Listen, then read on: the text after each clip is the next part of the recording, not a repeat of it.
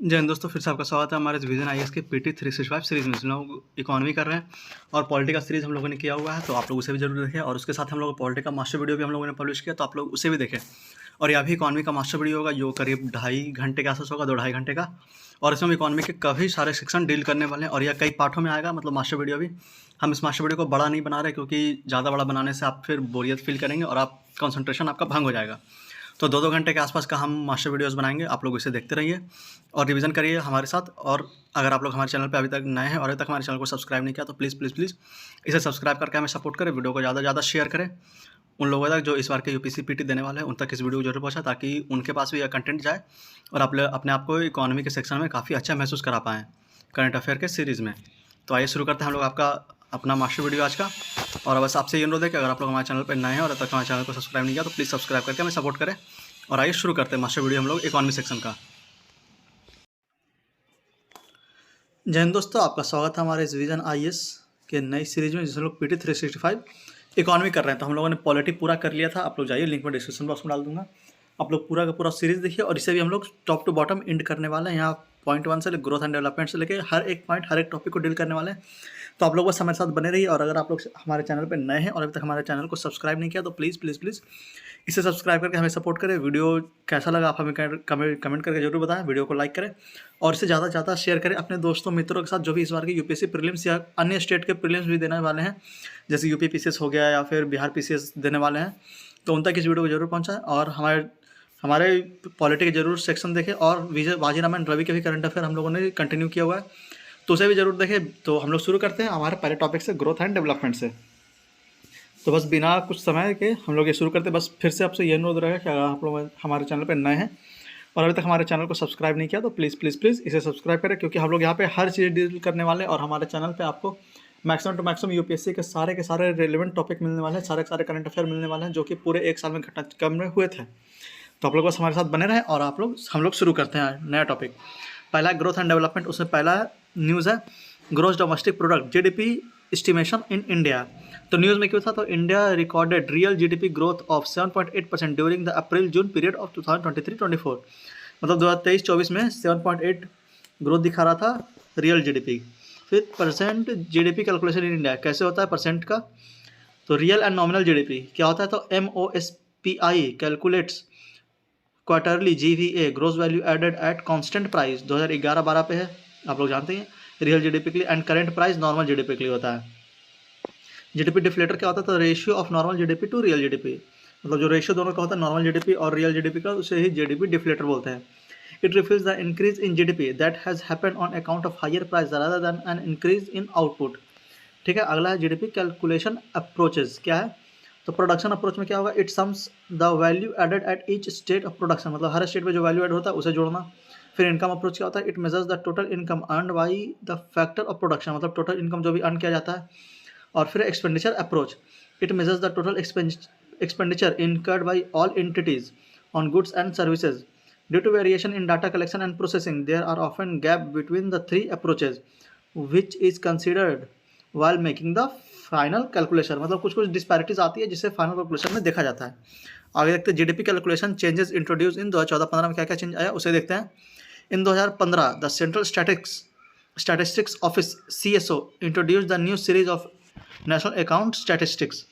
The base year of GDP series was revived from 2004-5 to 2011-12। Base year is revised periodically to take into account the structural changes which has been taking place in the economy and to depict a true picture of the economy. The new series incorporates the latest recommendation of System of National Accounts 2008, the international guidelines on compilation of national account. Why GDP is not very good maker to measure development? GDP क्यों नहीं है development का अच्छा major, इसे देखते हैं। तो it does not take into account externalities such as crime, pollution, inequalities, and depletion of natural resources. It does not measure aspects like environmental protection, family belongings, bondings, etc. GDP also includes social negative activities if it generates economic output. Example, the money spent on repair work after the train crash is counted in GDP. Non-inclusion of social aspect of people's life such as state of health, quality of education, etc. Changes with current GDP calculation में क्या क्या change हुआ, तो outdated data in various sector था, फिर accounting, organise sector, और हुआ क्या, exclusion of productive work like household work. और next topic is national multidimensional poverty index MPI। तो न्यूज़ में क्यों था, तो NITI Aayog release a discussion paper titled Multidimensional Poverty in India since 2005-6. The paper uses national MPI for estimating multidimensional poverty. Key finding of the discussion paper क्या है, तो steep decline in poverty head count ratio 29.17% in 2014 to 11.23% in 2022-23, 24.82 crore Indian escaped multidimensional poverty in last 9 years. Intensity of poverty is also declined, which shows that extent of deprivation among the deprived population is falling. The pace of decline in poverty head count ratio was much faster between 2015-16 to 2019-21 compared to 2005-6 to 2015-16. Uttar Pradesh, Bihar, Madhya Pradesh, Odisha and Rajasthan saw fastest reduction in the proportion of multidimensional poverty. तो आप लोग state ध्यान में रखिएगा, कौन सा, उत्तर प्रदेश, बिहार, मध्य प्रदेश, उड़ीसा, राजस्थान, ठीक है, ये 5 स्टेट ध्यान में रखिएगा। All 12 indicators saw a statistically significant reduction. Cooking, fuel and housing have the greatest deprivation level of deprivation. Child and adolescent mortality, electricity and bank account have the lowest deprivation level. India is on track to achieve SDG target 1.2, reducing multidimensional poverty by at least half, much ahead of 2023. About national MPI. First ever national MPI was released in 2021 based on data taken from NFHS4 under the government's Global Indices for Reform and Growth GIRG initiative.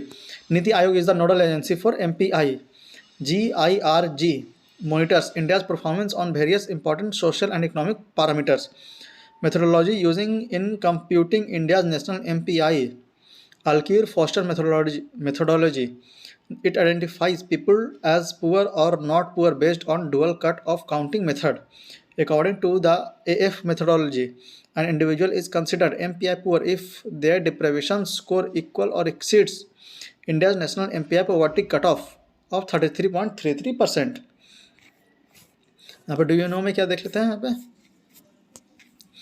The Alkir-Foster AF method can show both the breadth या incidence and depth intensity of poverty. To identify the poor, the AF method counts the overlapping or stimulus deprivation that a person or household experience in different indicators of poverty. यहाँ पे सब indices of the national MPI क्या है, तो पहला है head count ratio, how many are poor, मतलब कितने लोग गरीब हैं। Proportion of multidimensionally poor in the population is arrived at by dividing the number of multidimensionally poor person by the total population. Intensity of poverty A क्या है, तो how poor are the poor, मतलब कितने गरीब हैं, गरीब लोग ही कितने गरीब हैं। Average proportion of deprivation which is experienced by multidimensionally poor individuals. To compare intensity, the weighted deprivation score of all poor are summed and then divided by the total number of poor people. MPI value is arrived at by multiplying the head count ratio H and the intensity of poor A, reflecting both the share of people in poverty and the degree to which they are deprived. अगला indicators of India's national MPI. National MPI model retained the 10 original indicator of global MPI model and has added 2 indicators via material health and bank account. Dimension है 12 indicator जिसमें wait है, और फिर house hold is considered deprived of if, तो पहला health, इसका 1/3 ratio है, nutrition में 1/6 रेशियो है। A single member of household is identified as undernourished. Body mass index of a women 14 to 49 years or a man 15 to 45 years is below 18.5 kg per meter square. Any child between the age of 0 to 59 months is found to be undernourished. फिर है child and adolescent mortality 1/12. Any child or adolescent under 18 years of age has died in the household 5 years preceding the survey. अगला material health, maternal health 1/12. Any woman in the household who has given birth has not received at least 4 antenatal care visit 5 years preceding the survey. अगला education, इसका भी 1/3 share है. इसमें year of schooling का 1/6 share है. Not even one member of the household age 10 year और old has completed 6 year of schooling. अगला school attendance 1/6. Any school age children is not attending a school up to the age at which he और she would complete class 8. अगला standard of living, इसका भी share 1/3 है. इसमें पहला cooking fuel, इसका share है 1/21. A household cooking with dung, agriculture crops, scrubs, woods, charcoal or coal. Next is sanitation 1/21 ratio. The household has unimproved or no sanitation facility or it is improved but shared with other household. Next is drinking water 1/21. The household does not have access to improved drinking water or safety drinking water. At least a 30-minute walk from home as a road trip. Next is electricity 1/21 ratio. The household has no electricity. अगला housing, the household has inadequate housing, that is the floor is made up of natural material और the roof और wall are made up of rudimentary material. Next is assets 1/21, इसका भी ratio है. The household does not own more than one of this assets like radio, television, telephone, computer, animal, cart, bicycle, motorcycle और refrigerator and does not own a car और अ truck. Next is bank account, इसका भी ratio 1/21 है. तो no household member has a bank account और a post office account. यहाँ पे देखिए नोट में लिखा हुआ है kindly note per capita income, literacy rate and life expectancy are not included as indicator of MPI. Global multidimensional poverty index जी global MPI 2023 क्या था, तो released by the united nation development programme UNDP and the Oxford poverty and human development initiative OPHI since 2010. MPI tracks deprivation in 10 indicators across 110 countries. इसमें 1.1 billion in 110 countries remain multidimensionally poor. Nearly 2/3 of all poor people, that is 730 million, live in middle income countries and low income countries constitute only 10% of MPI. Direct benefit transfer, अगला है DBT. तो news में क्यों था, तो government has saved ₹2.73 lakh crore of tax payer money from 2014 से 2023 by adopting direct benefit transfer DBT to send money to targeted beneficiaries and weeding out bogus account. About direct benefit transfer DBT क्या है, तो objective इसका है bring transparency and terminate pilferage from the distribution of fund. Launch कब हुआ था, it was rolled out in 2013 in certain districts. Letter it was implemented across the country in 2014. Scheme under DBT क्या है, तो cash transfer. Example में Pahal, MNREGA, NSAP, ETC. In kind transfer में क्या होगा, तो given by the government to individual through an immediate agency. Example public distribution system PDS. Other transfer from the government to different non governmental functionaries who help in facilitation of various government scheme till the last mile. Example है ASHA worker under NHM, anganwadi worker under ICDS ETC. Nodal agency इसका क्या है, तो DBT mission cabinet secretariat under secretary coordination and PG. Disbursement are challenge through the public finance management system PFMS. Aadhaar requirement, Aadhaar is not mandatory in DBT scheme. Since Aadhaar provide a unique identity and is useful in targeting the intended beneficiaries, Aadhaar is preferred and beneficiaries are encouraged to have Aadhaar. की enabler for DBT क्या है, तो jam, Jan Dhan, Aadhaar and mobile Trinity. Enabled transfer benefit in a leakage proof, build targeted, cashless and timely manner. Business correspondent BC infrastructure ensure that payment are disbursed to the beneficiaries on time at their doorstep and of full value. Payment bank क्या हो जाएगा, तो increases the penetration level of financial services in remote area of the country. Mobile money क्या होगा, तो develop a comprehensive ecosystem for cashless transaction over a mobile platform using Aadhaar as a identifier. अगला है self help group SHGs. News में क्यों था, तो recently the government announce that skill development training will cover 2 crore women under the Lakhpati Didi scheme which aim to encourage them to start micro enterprises. About Lakhpati Didi scheme क्या है? तो launch हुआ in 2023 by the ministry of rural development. Objective क्या है? Enable rural SHG women to earn at least ₹1 lakh per annum. Approach इसका क्या है? तो it is based on a women led development approach. Activities covered में क्या होगा? तो women would be trained in skills like plumbing, LED bulb making and operating and repairing drones among other. About SHG groups, self help group क्या है? तो इसके बारे में देख लेते हैं। Self help group is a village based financial intermediary committee usually composed of 20-30 local women. It is a voluntary in nature. India has around 1.2 crore SHGs, 88% of them all women based. SHG success story includes Kudumbashree in Kerala, Jeevika in Bihar, Mahila Arthik Vikas Mahamandal in Maharashtra and looms of Ladakh. Group responsibility क्या हो जाएगा? तो in an SHG all member of a group take responsibility for a loan that an individual members taken. Significance क्या हो जाएगा? तो financial inclusion covering 100 million household. Women empowerment क्या हो जाएगा? 84% are exclusively women group. Capacity building क्या हो जाएगा? तो training in financial literacy. Poverty alleviation क्या हो जाएगा? Income from secondary activities income in increase in income and saving by 19% and 28% respectively. Decline in share of informal loan by 20%. Major initiative to promote SHG क्या है? तो पहला initiative है, फिर year या एजेंसी है, और की फीचर्स है। तो इससे पहला हो जाएगा Deendayal Antyodaya Yojana, national rural livelihood mission, DAY NRLM। तो ईयर हो जाएगा 2011 एज NRLM या फिर ministry of rural development. Key feature क्या हो जाएगा? Organising in rural poor women into SHG and continuously nursing and supporting them, renamed as day NRLM in 2015।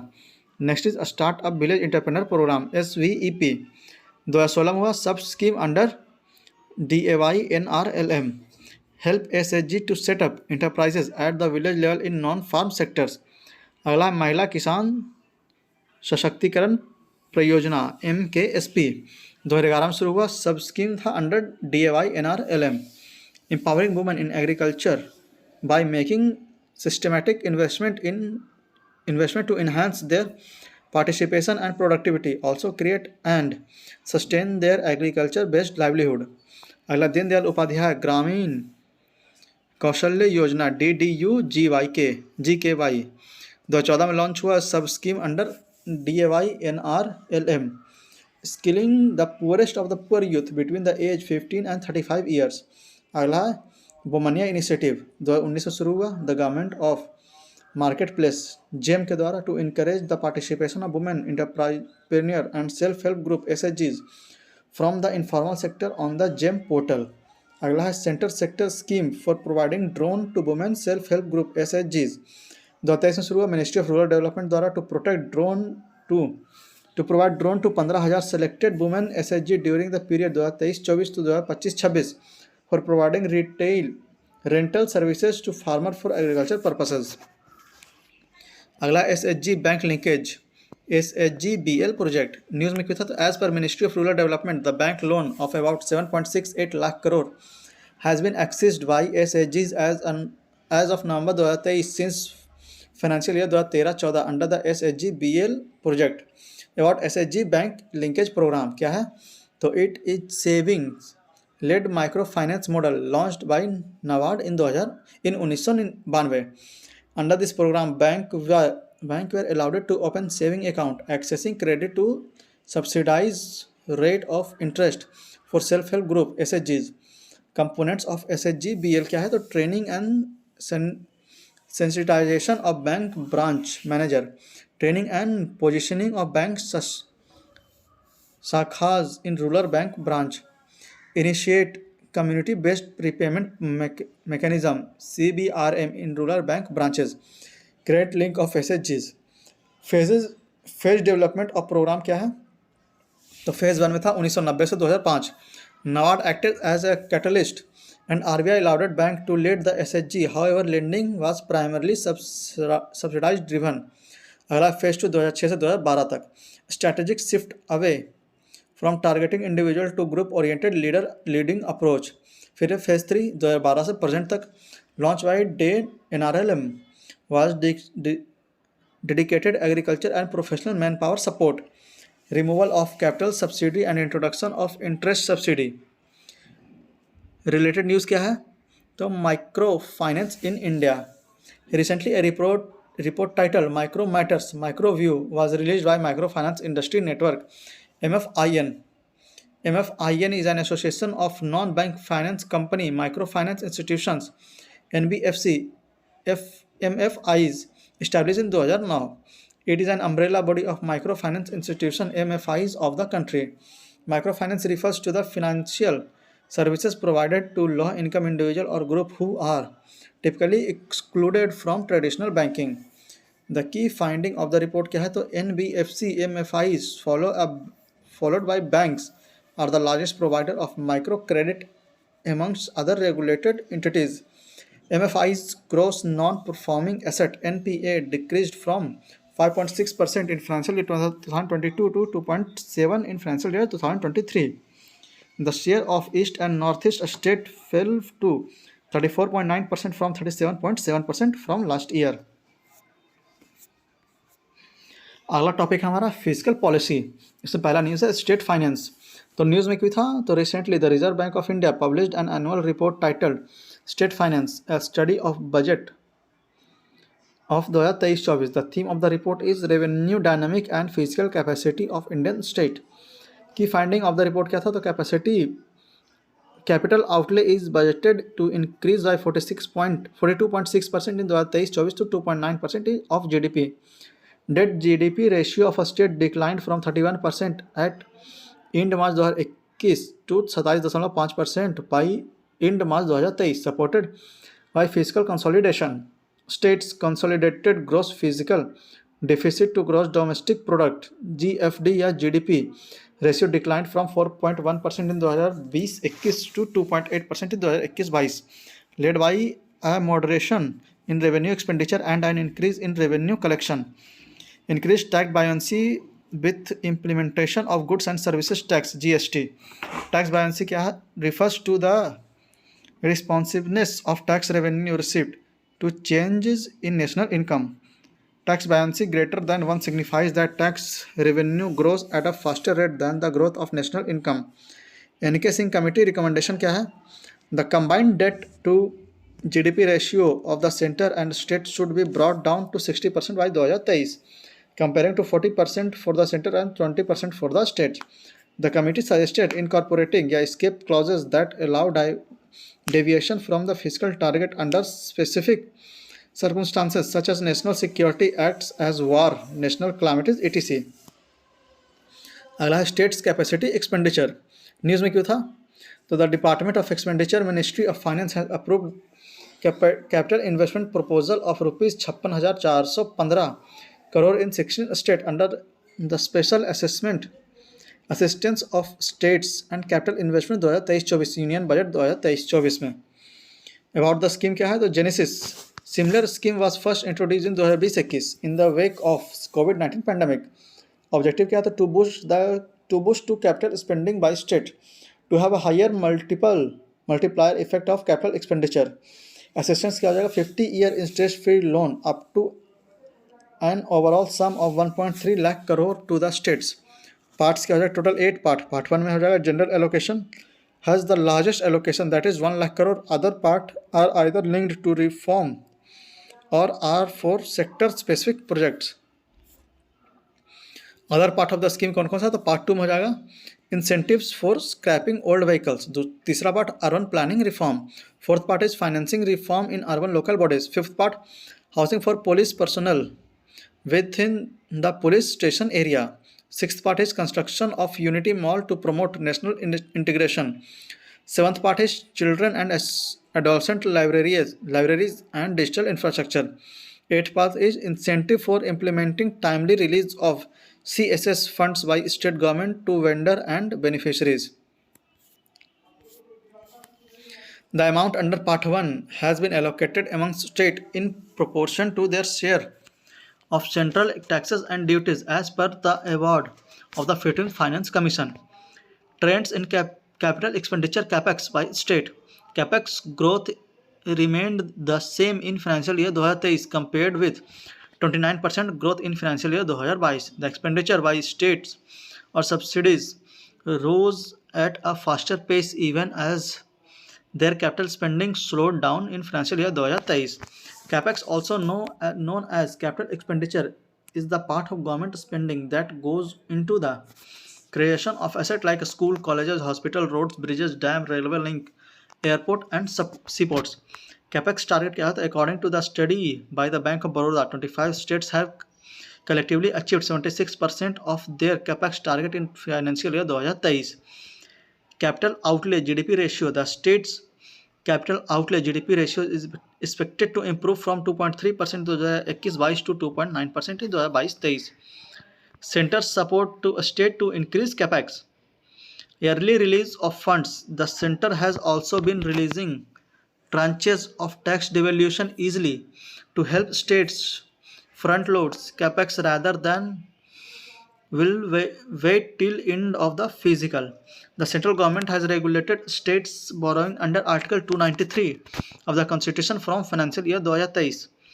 The center triggered borrowing norms for the state by including off-budget liabilities as part of the state's annual net borrowing ceilings. Production Linkage Incentive (PLI) scheme. It is providing capital expenditure linking incentive to 15 key sectors. अगला important news है public debt. तो news में क्यों था? तो international monetary fund IMF is in its annual Article 4 consultation report has highlighted that India's public debt to GDP ratio at the general government level has barely increased from 81% in 2005-06 to 84% in 2021-22 and back to 81% in 2022-23. More on the news क्या है? तो under Article 4 of the IMF's Article of Agreement, the IMF holds bilateral discussions with members usually every year. The report suggests that Indian growth is expected to remain strong, supported by macroeconomic and financial stability.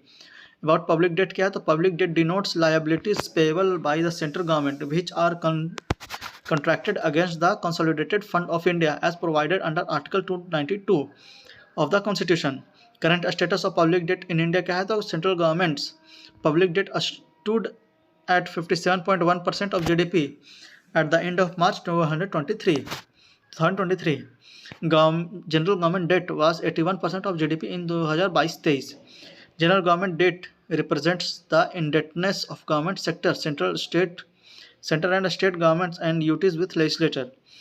Internal debt constituted 94.6% of the public debt at end March 2022. Public debt क्या है? तो पहला है internal debt, दूसरा है external debt. Internal debt दो तरह का होता है, तो मार्केटेबल सिक्योरिटीज और non marketable securities. Marketable securities में आता है G securities, T bills, treasury bills and cash management bills. Non marketable securities में आएगा intermediate treasury bills, securities against small savings etc.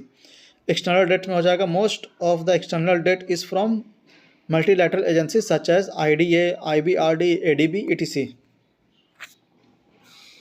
Reasons and implication of higher public debt. तो reason क्या है और उसका इम्प्लीकेशन क्या है? तो रीज़न में देखते पहला है physical stimuli to support the economy during the कोविड-19 pandemic. Second reason, India has been investing significantly in infrastructure project to support economic growth. Third reason, extensive social welfare programme without corresponding revenue stream can lead to increased borrowing to fund this program. Fourth is increased cost of servicing interest debt. Implication क्या हो जाएगा? तो limits physical resources for meeting emergencies priorities like climate change adaptation, green transition etc. High interest payment account for 5% of GDP in India, roughly twice the emerging market and developing country average, leads to a crowding out effect, that is a reduction in private investment spending due to increased interest rates. Related news इसमें क्या है, तो World Bank's report on external debt, क्या रिपोर्ट है, तो world Bank releases इस annual international debt report IDR 2023। The report analyses external debt statistics for 112 low and middle income countries LMICs key highlight क्या है, तो historic rise in debt public and publicly guaranteed PPGs debt service payment by LMICs totaled $443.5 billion in 2022। Debt service cost क्या, तो due to rising interest rate and unfavourable exchange rate movement servicing external debt could become burdensome. India's debt service was 2% of the GNI in 2022, crowding out of priorities. Debt servicing could crowd out spending on other development priorities, health, education, etc. Outflow of money due to a tighter monetary policy in advancing economies. Investors found attractive return in US and European bond markets. अगला topic है of budget borrowing, क्या है, तो news में क्या था, तो Centre for Social and Economic Programme CSEP recently released a report on off budget borrowing OBB by Indian government. About OBBs क्या है, तो OBBs refers to borrowing that are not reflected in budget even though budgetary resources will have to be used for their repayment. Thus OBB is not part of calculation of fiscal indicator despite fiscal implications. OBB are taken not by government directly but by another public institution or its direction. For example, loan from FCI for paying food subsidy bill. This practice is discontinued from financial year by 2021. Reasons for resorting to OBB: bypass fiscal deficit target under the FRBM at 2003, avoid borrowing limits under Article 293 Clause 3 of the Constitution. Article mandates a state to take consent of the center before raising any loan if they have any outstanding loan to the center or loan where the center is the guarantor. Avoid delay in center grants or reduction in other source of revenue. Implication of higher OBB क्या है, तो a hidden liability that may lead to a debt trap for the government, adversely affects the accountability as it is generally scrutinized. Method of OBB क्या है, तो national serving scheme, government fully served bond, domestic foreign market boring etc. अगला news है current account deficit CAD, तो news में क्यों था, तो CAD widened to $9.2 billion from $1.3 billion in Q1 of financial year 2024, although later it declined to 1% of gross domestic product GDP in Q2 2023-24. About central account deficit, CAD क्या है, तो balance of payment BOP records the transactions in goods, services and assets between residents of a country with the rest of the world for a specified time period, typically a year. Current account is one of the two accounts in the balance of payment BOP. It records export and import in goods and services and transfer payments of a country. Transfer payment are receipts received by a resident for free without any present or future payment in return. It includes remittance, gifts and grants. Capital account is the second account recording all international purchases and sale of assets such as money, stocks, bond, etc. for a specified time, usually a year. Balance payment BOP क्या है, तो current account है और capital account है. Current account is two types, visual and invisual. Visual में हो जाएगा crude oil, car, mobile, computer, gold etc. Import export के लिए. इनविजुअल में हो जाएगा services, income, profit, interest, dividend और transfer, remittances, dominations and gift. Capital account में हो जाएगा इन्वेस्टमेंट, FDI एंड FII, और हो जाएगा लोन, गवर्नमेंट हो जाएगा, एक्सटर्नल कमर्शियल बोरोइंग हो जाएगा और बैंक अकाउंट हो जाएगा NRIs के. Reason behind India's increased CAD: higher trade deficit, increased import and decreased export has contributed significantly to the widening of CAD. Services receipt decline. Net services receipt decreased primarily due to reduced export of computer, travel and business services. Impact of global factors. Slowing global growth has implications for India's export-oriented services and remittances, adding to the challenges in maintaining a lower CAD. Rising oil prices. Anticipated increase in oil prices is expected to further widen the merchandise trade deficit. Higher oil prices contribute to increased import cost, affecting overall CAD. Foreign direct investment (FDI) declined. Net FDI declined in the financial account, influencing the overall balance. Potential threats for increasing CAD क्या है? So based on higher historical perspective, India can sustain a CAD of 2.5 to 3% of GDP without getting into an external sectors crisis. Economic survey 2021-22 में बताया गया था, but a deficit beyond that can have an impact on the following. तो क्या क्या impact होगा? The foreign investment, pull off of foreign institutional investors or limited capital flow. Next is exchange rate. Higher current account deficit for a long time decreases the global demand of currency and can lead to a situation for free fall in currency exchange rate.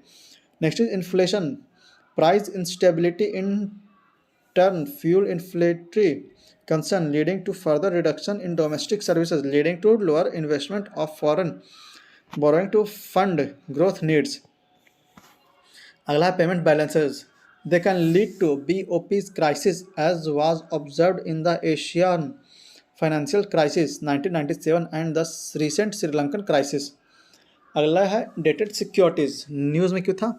The centre has borrowed 6.5 trillion from the market for the second half of the ongoing financial year.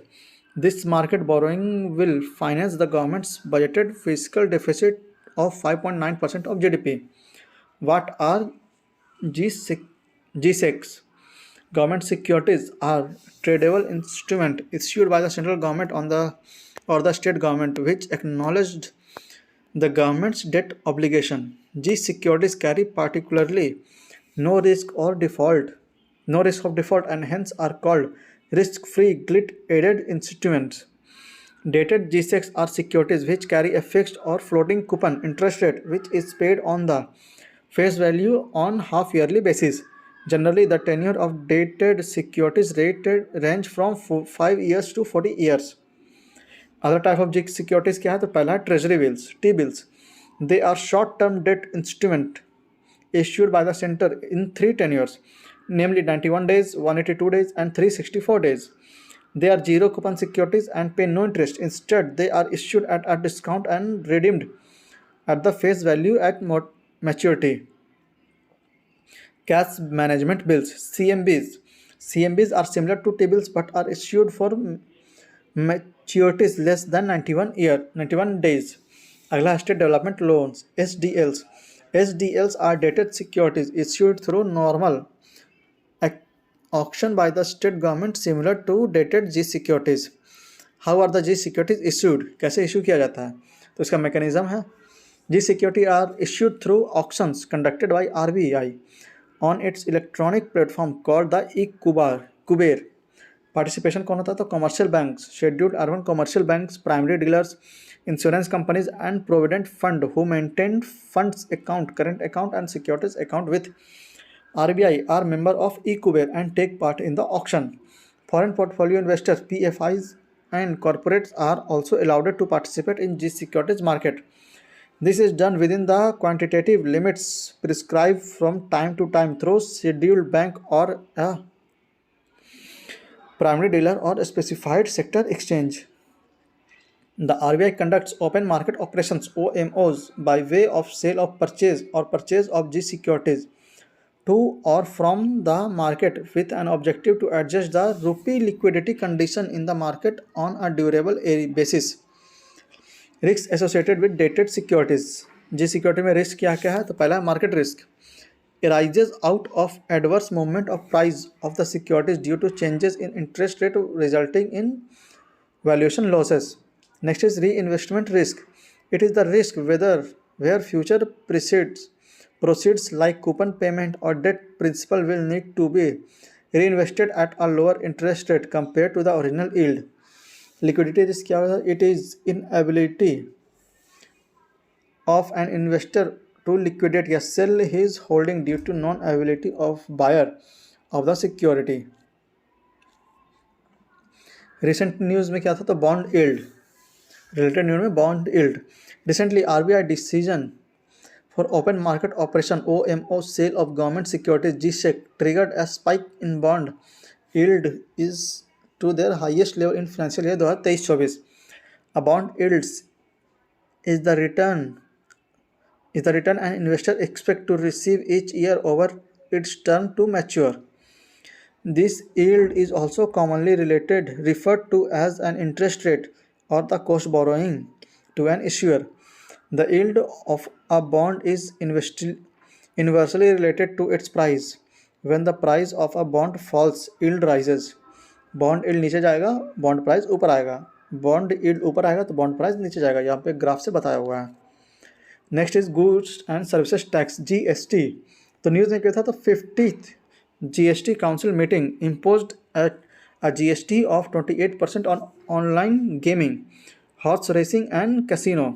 की highlight क्या है, तो की tax rates 28% tax applied on a initial amount paid upon entry, not on a total value of each bet placed, cover both game based on both skill and chances. A TDS of 30% is deducted from the winning in both game types. Tax on offshore online game firms. Such companies will have to register themselves with the GST authorities and pay the tax to offer their services to Indian gamers. Amendment to the Integrated GST Act 2017 will be made to enforce this. Types of online game क्या हो, तो game of skill, games in which the outcome depend on the player's expertise, practice and experience and not merely on chance. Game of chance क्या होगा, तो game in which the outcome is decided by randomized events and treated similarly to betting, gambling and horse racing. About goods and service tax, GST क्या है, तो GST is a single domestic indirect tax law for the entire country. It is multi-state destination-based tax that is laid on every value addition. It came into effect on 1st July 2017. 101st Constitutional Amendment replacing indirect taxes in India such as the excise duty, VAT, service tax, etc.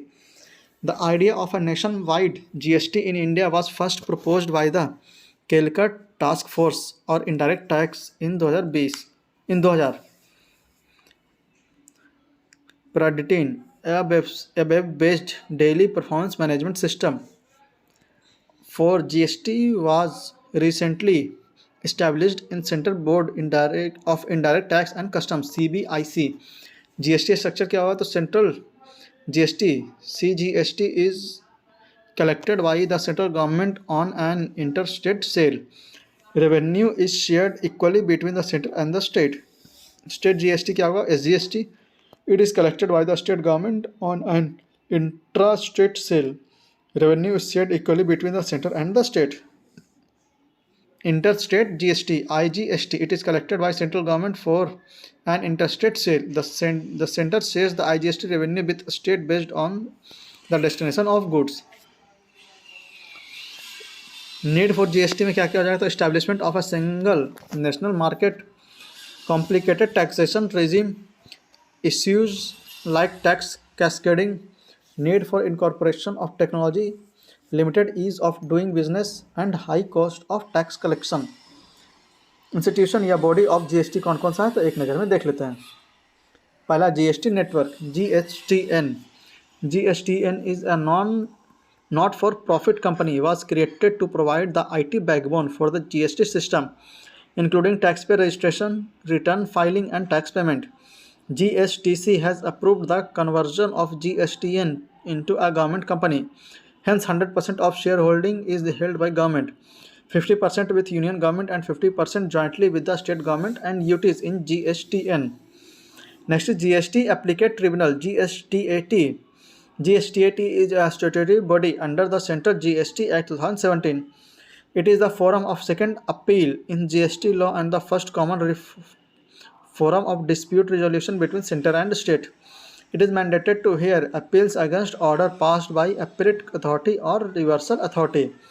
Changes introduce central government and service tax. Second amendment CGST act 2023, change in qualification for members of GSTAT allows advocates with at least 110 years of experience to be appointed as judicial member. They must have substantial experience in matter relating to indirect taxes. Minimum age to be applied as a member of President of GSTAT will be 50 years.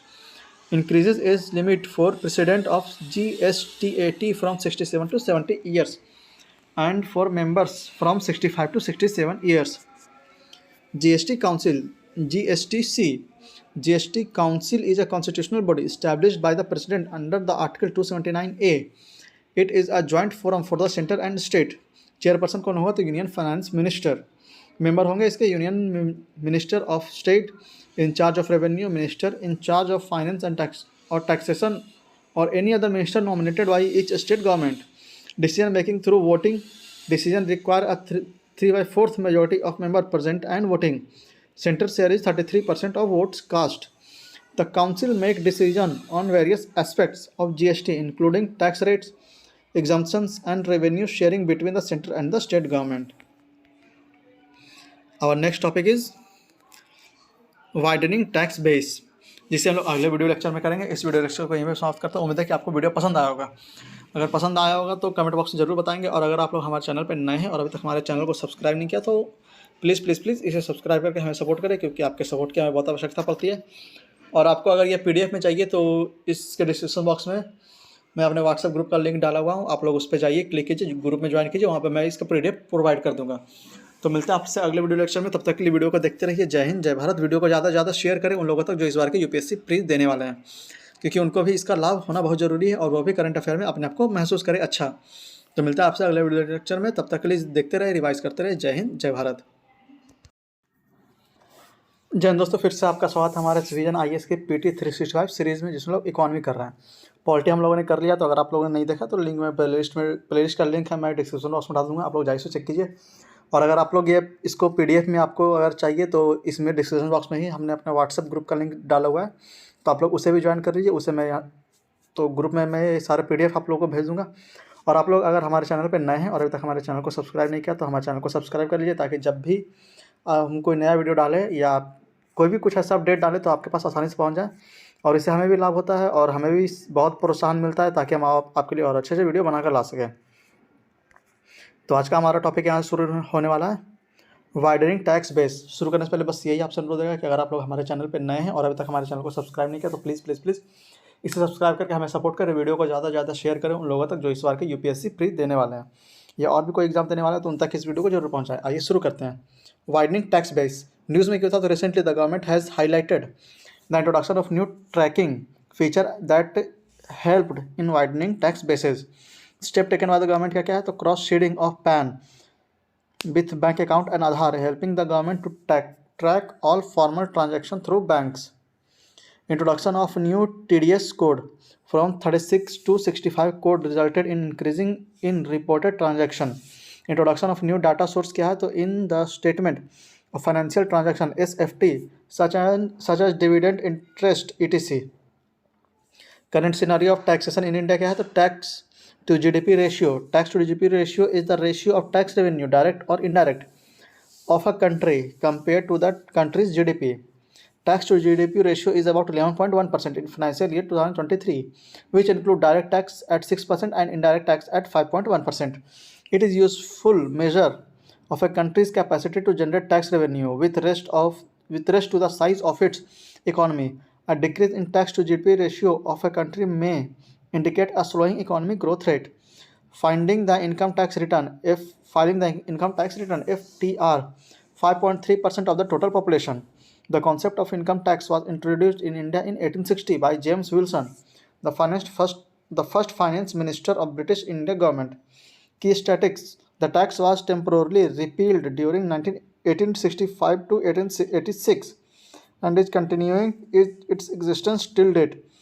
Key statistics released by Central Board of Direct Taxes CBDT. तो इसमें क्या तो net direct tax collections have increased by 121.18% in financial year 2021-22 from financial year 2013-14. Direct tax to GDP ratio rose from 5.62% in financial year 2013-14 से 5.97 in 2021-22. Direct tax buoyancy at 2.52 was the highest in the last 15 years. Reason for low tax base क्या है? तो presence of a large informal sector which largely deals in cash and make tracking difficult. Tax exemption for agriculture, which is the primary income source of nearly 60% of Indian. High incidence of tax litigation. About 5 lakh cases pending in the country are because of tax litigation. Lack of technical expertise and resources, financial and manpower, resulting in less effective tax administration. Related news जैसे क्या है? तो angel tax के बारे में देख लेते हैं। तो Ministry of finance propose changes in angel taxation and notifies foreign entities which will be exempted from the tax provisions. Angel tax introduced in 2012 refers to tax levied on capital released by unlisted companies. Objective was to deter generation and use of unaccounted money through subscription of shares of a closely held company at a value which is higher than fair market value. अगला news है official statistics. News में क्यों था? तो Ministry of Statistics of and Programme Implementation MOSPI has formulated a draft national policy on official statistics NPOS. More on the news में क्या है? The policy reinforced the United Nations fundamental principle of official statistics UNFPOS. India adopted the UNFPOS in 2016. Key trust area mentioned in the policy कौन कौन सा? तो creation of an integrated data system IDS to interlink data sets and enable interoperability.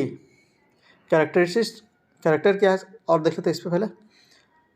Innovation hub for piloting emerging technologies such as artificial intelligence. Core official statistics क्या है? तो key statistical products such as GDP, price indices, SDG, ETC will be designated as core statistics.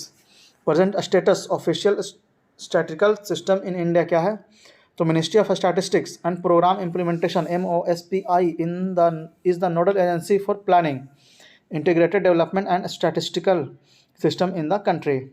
Directorate of Economic and Statistics DES coordinates statistical activities in the state या UT.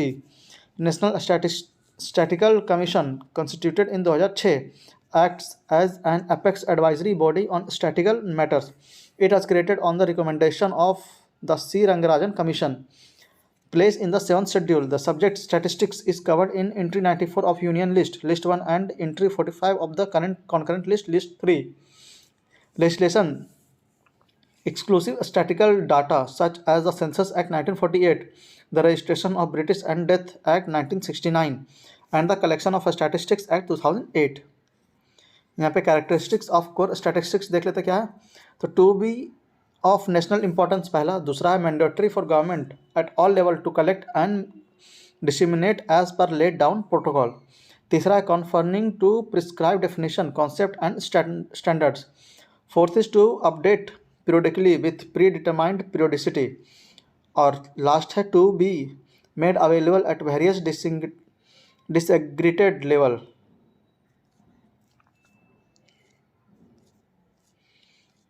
अगला news है हमारा third topic में labour employment and skill development. उसमें पहला news है पहला periodic labour force survey PLFS। News में क्या था? तो recently the periodic labour force survey PLFS 2022-23 was released. The LFPR is increased from 55.2% to 57.9%, जिसमें मेल है 78.5% और फीमेल है 37% in 2022-23 compare to last year. About periodic level force service PLFS क्या है? तो launched by National Sample Survey Organisation NSSO in 2017।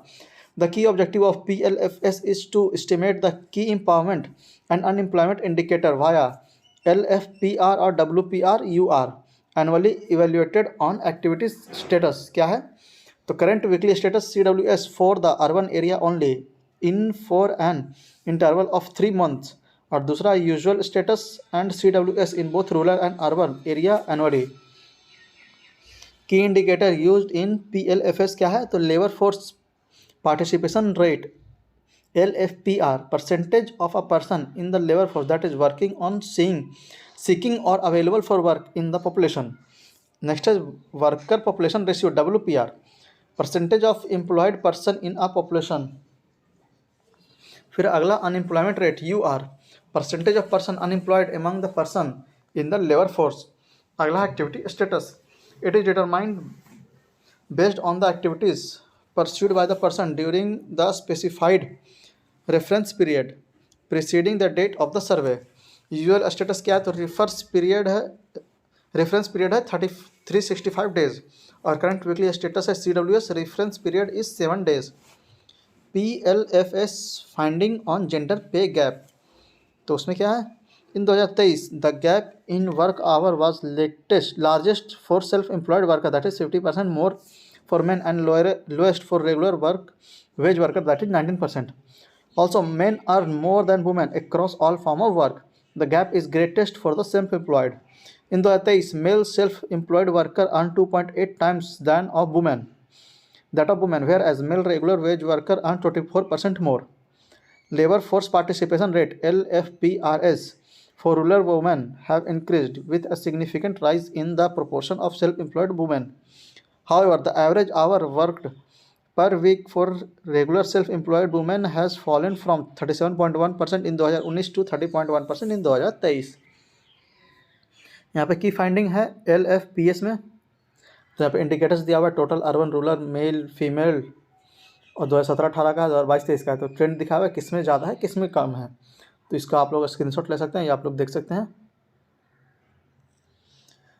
Next topic is Nobel prize in economics women in labour force. तो news में क्या था? तो Sveriges Riksbank prize in economics science in memory of Alfred Nobel 2023 has been awarded by Claudia Goldin for advancing the understanding of women's labour market outcome. Award Nobel prize क्या है? तो it is an international award administered by the Nobel Foundation in Stockholm, Sweden, and based on the last will of Alfred Nobel in 1895. Instituted in 1901, awarded annually in 5 categories to person for the greatest benefit to humankind in preceding year. The 6th category, the Nobel Prize in Economic Science, was instituted in 1968 by the Royal Bank of Sweden and was first awarded in 1969. Who awards the prize में कौन है? तो the royal Swedish academy of science awards the Nobel prize in physics, chemistry and economics. The Nobel prize in literature is awarded by the Swedish academy, Stockholm, Sweden. The Nobel assembly in Karolinska institute, Stockholm, Sweden, award the Nobel prize in medicine, physiology. The Norwegian Nobel committee constituted in Norwegian parliament award Nobel prize. What do the winner receive? क्या क्या receive करता है? तो a Nobel diploma, each of which is a unique work of art. Second is a Nobel medal.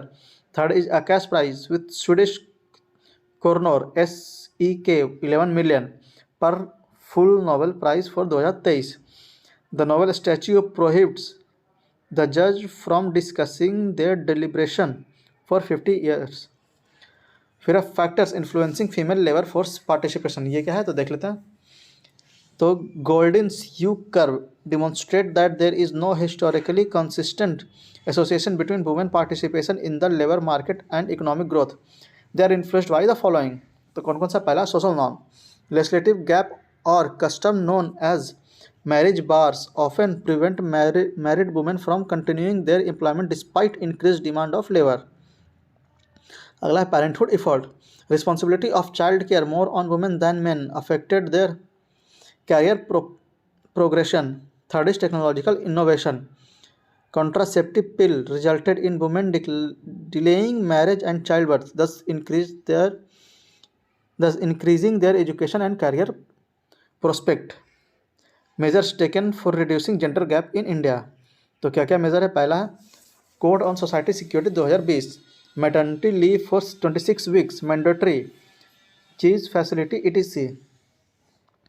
Code on occupational safety health and working condition OHS 2020, employment of women in the above ground mines and in below ground working in technical supervisory and managerial work, code on wages 2019, no discrimination among employment on the ground of gender.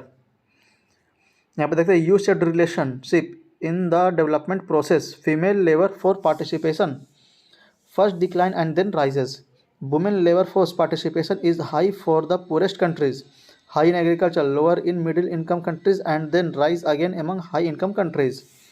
तो यहाँ पे देखिए married women दिखा रहा है 20 साल 40 साल 20%, 40%, 60%, और यहाँ पे टाइम लिमिट दिखा रहा है 1790, 1820, 1850, 1880, 1910, 1940, 1970 एंड ईयर।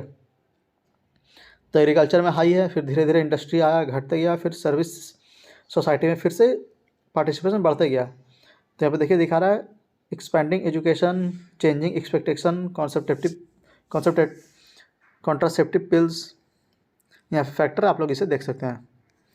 अगला है गिग इकोनॉमी। तो ये न्यूज़ में क्यों है? तो several issues has been seen in the recent past among the gig worker, including strike by विल्किड worker, protest in Zomato and Swiggy delivery riding among others. About gig economy and gig workers क्या है? तो a gig economy is a free market system in which temporary positions are common and organized contract with independent worker for short-term engagement. Gig workers are those engaged in livelihood outcome and traditional employer-employee agreement.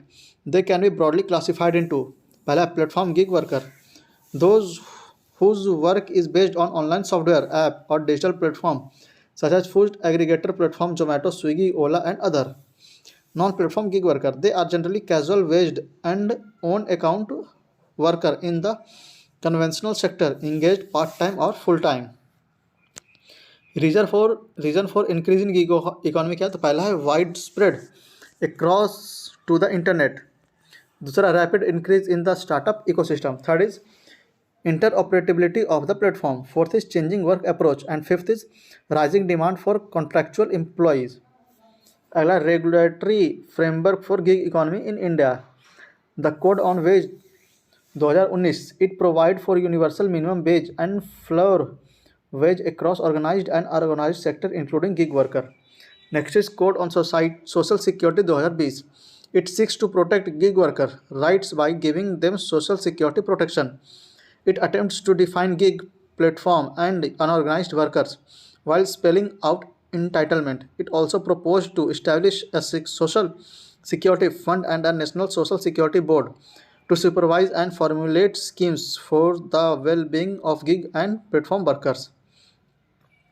Significance of gig economy क्या है? तो to consumer के लिए क्या क्या है? तो provide personalised service, save time and money. To employ के लिए क्या होगा? तो provide flexibility in working, enable remote working and provide work life balance.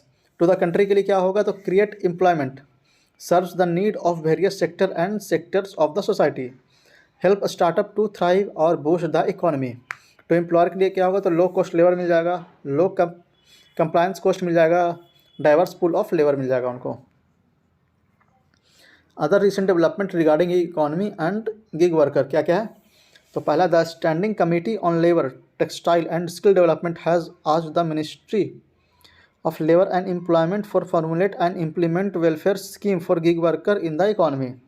Next is the G20 labour and employment minister meet 2023 concluded by adopting an outcome document on sustainable social protection for gig and platform workers. Third है, Rajasthan state government has पाइंड in creating a welfare bill for the gig worker in the state by passing a platform based gig worker registration and welfare bill 2023. अगला sector है हमारा banking and economy policy, monetary policy. उसमें पहला news है incremental cash reserve ratio ICRR.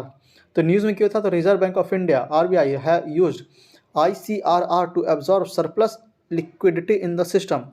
Further, ICRR was discontinued in phased manner as liquidity situation stabilized. CRR and ICRR में क्या है? तो CRR cash reserve ratio, it is the share of the bank's net demand and time liability NDTL, that is mandated by the Reserve Bank of India (RBI) to be maintained with the latter and reserves in the form of liquid cash. Net demand and time liability (NDTL) shows the difference between the sum of demand and time liability deposits of a bank with the public or the other bank, and the deposits in the form of assets held by the other bank. As per the RBI Act 1934, all scheduled commercial banks that include public and private sector bank, foreign bank, regional, rural bank, and cooperative bank are required to maintain the CRR. Intercremental Cash Reserve Ratio ICRR is similar to CRR, wherein bank need to set aside a certain proportion of their money with the RBI. They do not earn any interest on this. It has following difference. क्या है? तो RBI has the option to impose ICRR in addition to the CRR. The interest rate charged would be different for CRR. How ICRR is applied along with CRR? तो application of only CRR क्या है? तो let NDTL भी 100 रुपया होगा, ठीक है. फिर application of CRR at 4.5%, तो ₹4.5% डिपॉजिट फ्रॉम CRR. तो total maintenance with RBI is 4.5%. अब application of ICRR with CRR, तो लेट न्यू NDTL भी ₹150, ठीक है. अप्लीकेशन ऑफ CRR एट 4.5%, तो इसका हो जाएगा 6.75 रुपया. फिर इंक्रीज इन NDTL बाई ₹50, तो अप्लीकेशन ऑफ ICRR एट 10%, तो इसका हो जाएगा 5 रुपया. तो डिपॉजिट फ्रॉम CRR और डिपॉजिट फ्रॉम ICRR, तो total maintenance with RBI is 11 रुपये 75 पैसा. तो यहाँ पे कैलकुलेट करके दिखाया हुआ है सबका. आगे है इफेक्ट ऑफ ICRR. क्या है? पहला, manage liquidity. There was a recent increase in liquidity in the economy due to a pick up in government spending, sustained foreign inflow and withdrawal of 2000 notes among other. Inflation control के लिए क्या हुआ? तो India's retail inflation measure by the consumer price index CPI rose to 7.5% in July compared with 4.9% in June, hence required a tighter monetary policy. Banking resilience. The incremental CRR increases protection against the potential threat of bank run. Bank run क्या है? तो bank run is when the consumer of a bank or other financial institution withdraw their deposit at the same time over fees about the bank's solvency. Decrease lending क्या है? Lending क्या है? तो lower lending will in return bring down demand for goods and services, reducing the aggregate demand of the economy. Other liquidity management tools में क्या क्या आ जाएगा? तो standing deposit facility SDF allows the RBI to absorb liquidity deposit from bank without giving government securities in return to the bank. Altering repo and reserve repo rates. Altering these rates directly affect the deposit rate in bank as well as their lending rates. Open market operation OMO. OMO refers to the sale or purchase of government securities bond by the RBI. Base and means advances. WMA, it is a temporary loan facility to the central and state government. अगला हमारा topic है surplus transfer by RBI. तो news में क्यों था? Recently RBI to transfer 87,416 crore as surplus, that is 188% jump from 2021-22 to the union government for 2022-23. More on the news में क्या है? तो as RBI is not required to pay income tax, it transfer surplus amount to government in accordance with section 47 allocation of surplus profit of RBI Act 1934. RBI's total expenditure is significantly lower than its total net interest income, thereby generating surplus. Earlier, RBI used to keep a major chunk of its surplus for its contingency fund CF and asset development fund ADF. However, after Amalgam Committee 2013 recommendations and later under revised economic capital framework 2014-15 by Bimal Jalan Committee, its transfer of surplus to government increased. RBI surplus transferred to the central government. तो यहाँ पे देखिए पूरा graph बना के दिया हुआ है कि कितना, मतलब टाइम लिमिट 2011 में कैसे था, 12 में कैसे था, 13 में, 14 में, 15 में, 2021-22 का. तो 2011-12 में 15,009 करोड़ रुपये दिया गया और 2020-21 में 99,112 करोड़ रुपये RBI द्वारा सेंट्रल गवर्नमेंट को दिया गया. Next is transfer from London interbank offered rate labor transaction from London interbank offered rate labor news में क्या था तो Reserve Bank of India RBI has issued an advisory to bank and other RBI regulated entities asking them to take a step to ensure a complete transaction away from the London interbank offered rate labor.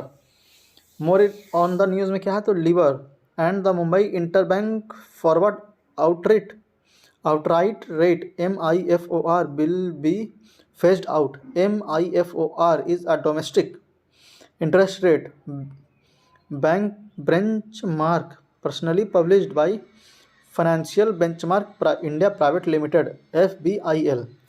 Banks या financial institutions FIs have been advised to ensure that no new transaction undertaken by them or their customers rely on are priced using the US dollar LIBOR or MIFOR. The global transaction from LIBOR was necessitated after British financial authorities decided to phase it out in 2017 after discovering the same Largo bank manipulated the reference rate up or down by providing false data. About LIBOR. Benchmark rate. LIBOR is a global benchmark interest rate at which major global banks lend to one another in the international interbank market for short-term loans. Financial benchmark क्या है? Are indices, value or reference rate for the purpose of pricing, settlement and valuation of financial contracts. Regulation क्या हुआ था before 2014 लीवर was administered by the British Banker Association BBA later the maintenance of the benchmark was brought under the preview of the UK Financial Conduct Authority FCA. Calculation क्या होता था before 2021 LIBOR was calculated for 5 countries US dollar, euro, pound, Swiss franc and Japanese yen for 7 tenure. After the announcement of its phased rollout in March 2021, only US dollar LIBOR was allowed to be published. LIBOR transaction benefit to India. Reduction in financing cost as the calculation of reference rates going forward will be much more robust and transparent. Reduced borrowing cost as lender and investor may require lower interest rate or spends. More competition क्या होगा तो introduction of alter reference rate may indicate more competition in the market for reference rate. India's transaction scenario. Alternative reference rate ARRs. The RBI has established a system of alternative reference rate ARR that allows bank to choose rates from a basket of currencies rather than the British pound from international financial transaction. RBI has added modified MIFOR to the list of significant benchmarks administered by FBIL. Fallback clause क्या है तो RBI has pushed for the insertion of fallback clause in all remaining legacy financial contract that reference to LIBOR or MIFOR. The fallback clause refers to an agreement for revised consideration when the reference rate is no more published, important for transparency and consistency. Alternatives for LIBOR क्या हो जाएगा तो पहला हो जाएगा US secured overnight finance rate so far, Europe's European interbank offered Euribor, Japan's Tokyo interbank offered rate TIBOR, China's Shanghai interbank offered rate SIBOR and India's modified Mumbai interbank forward outright rate MMIFOR. Financial Benchmark India Private Limited FBIL क्या है तो genesis होगा. It was formed in 2014 as a private limited company under the Companies Act 2013. It is jointly owned by Fixed Income Money Market and Derived Association of India's FIMAD, Foreign Exchange Dealer Association of India FEDA and Indian Bank Association IBA. Objective क्या होगा तो its aim is to develop and administer benchmarks relating to money market, government securities and foreign exchange in India. Regulation क्या हो जाता है FBIL is regulated by the Reserve Bank of India. Function of FIBIL क्या हो जाएगा तो collection and submission of market data and information including poll data. दूसरा हो जाएगा formulation, adaptation and periodic review of benchmark calculation methodology. Third हो जाएगा calculation, publication and administration of benchmark. हमारा अगला टॉपिक है payment system and financial market. इसमें पहला न्यूज़ हो जाएगा क्रॉस बॉर्डर पेमेंट। न्यूज़ में क्यों था, तो RBI and the Bank of International Settlement BIS innovation hub organisation G20 tech sprint 2023 to promote innovation situation for improving cross border payment. यहाँ पे देखिए प्लीज नोट में दिया हुआ the topic G20 will be covered in detail international relation edition of the PT 365 series. तो G20 के बारे में हम लोग इंटरनेशनल रिलेशन जब आएगा तो उसमें देख लेंगे। फिर क्रॉस बॉर्डर पेमेंट क्या है, तो it involves financial transaction in which the sender and receipt are based in separate countries. The cross border payment market value is expected to reach 290 trillion by 2030। Type of cross border payment कैसा कैसा होता है, तो पहला हो जाएगा international wire transfer like Society for Worldwide Interbank Financial Telecommunication network SWIFT. Digital wallet में हो जाएगा पेपल, गूगल पे, एप्पल पे। उसी तरह से international money order used as a third party provider. Other में हो जाएगा other like credit and transaction crypto currencies. फिर होगा मैकेनाइज्ड और क्रॉस बॉर्डर पेमेंट। तो simple cross border payment using account held at each bank. वहाँ पे payment message दिया हुआ है, बैंक ए है वो सेंड किया 100 US$, बैंक भी रिसीव किया 10,000 यूरो या पाउंड या जो भी है सिंबल है बैंक का करेंसी का, ठीक है। International bank held accounts with each other enabling bank to make payments in foreign currency. और इसी तरह से cross border payment using a component correspondent bank. तो क्या है, बैंक ए अगर सेंड करेगा $100 तो बीच में कॉरस्पॉन्डेंट बैंक आएगा, फिर रिसीव होगा 10,000 जो भी करेंसी है उसका बैंक विजिट द्वारा। Banks not have direct relation transact via an intermediary a correspondent bank. Significance of cross border payment क्या हो जाएगा, तो globalisation, cross border payment are a fundamental element of globalisation across process by improving access to global market.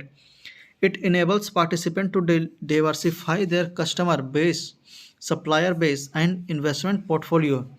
Financial inclusion क्या हो जाएगा, तो it can enable underserved communities to participate in global economy. Additional significance of the Indian economy क्या हो जाएगा, तो eases remittances. Since 2016 India's cross-border remittances have grown at a CAGR of 8%. Facilitates travel and tourism. Travel and tourism industry contribute around 178 billion to India's GDP 2021. Accelerating foreign investment. India received a total FDI inflow of $70.97 billion in 2023.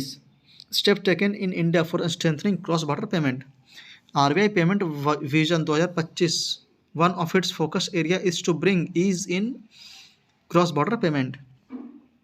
NPCI International Payment Limited NPIL facilitating cross-border acceptance of UPI at merchant establishment.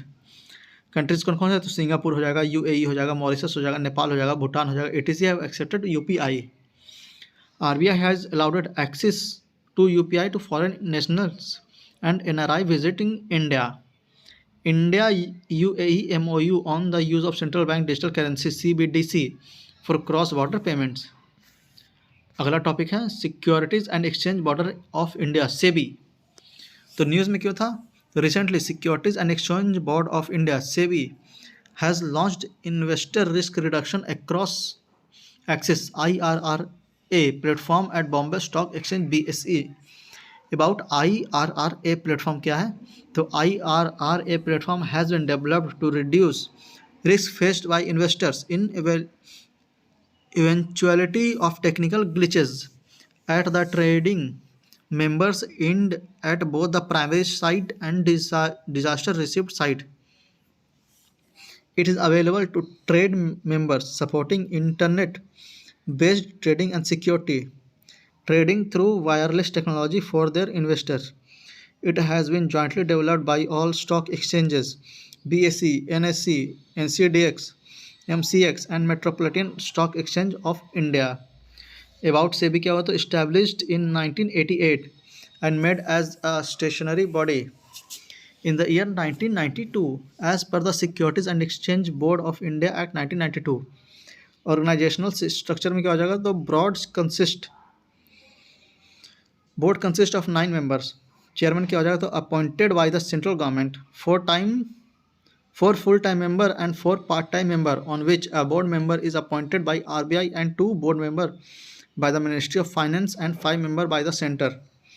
Function of SEBI क्या हो जाएगा, तो to protect the interest of investor in securities market and regulate it. Next है regulating the business in stock exchanges.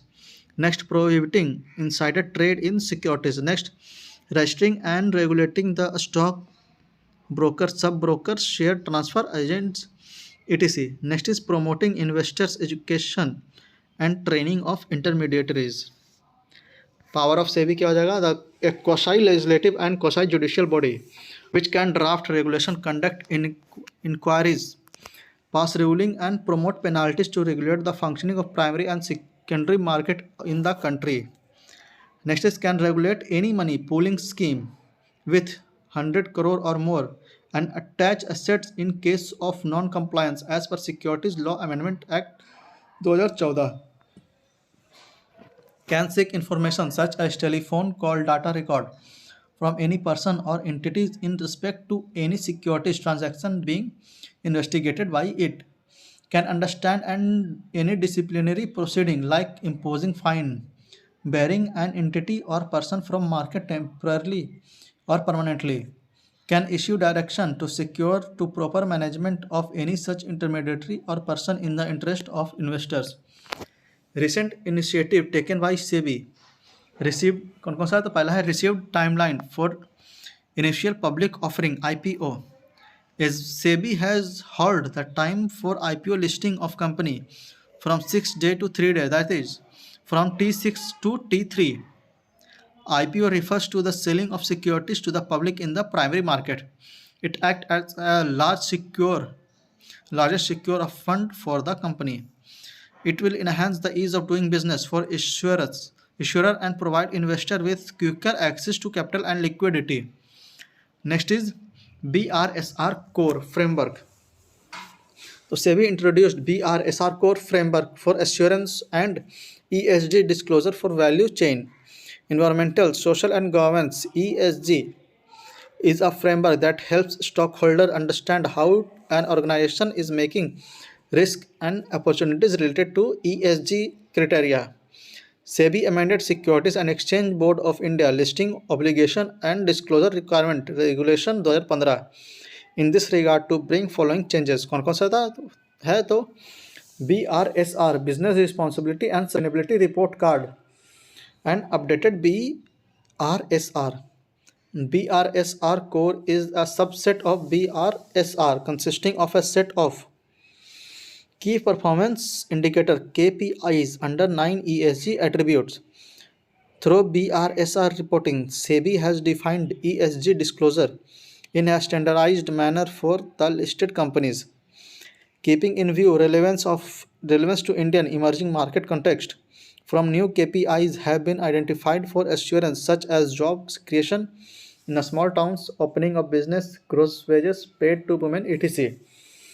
ESG disclosures for value chain will be applicable to top 250 listed entities by market capitalization from financial year 2024-25. Disclosure for value chain will be made by listed company as per BRSR core as part of its annual report.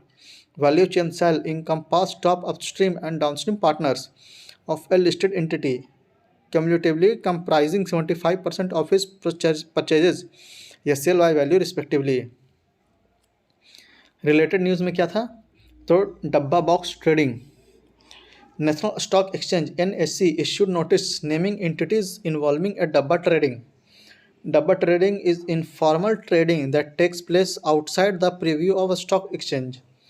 Traders bet on stock price movement without incurring a real transaction to take physical ownership of a particular stock as it done in an exchange. Since there is no proper record of income or gain, it helped dabba traders escape taxation. It is recognized as an offense under Security Contract Regulation Act SCRA 1956. अगला news है foreign portfolio investment PFI।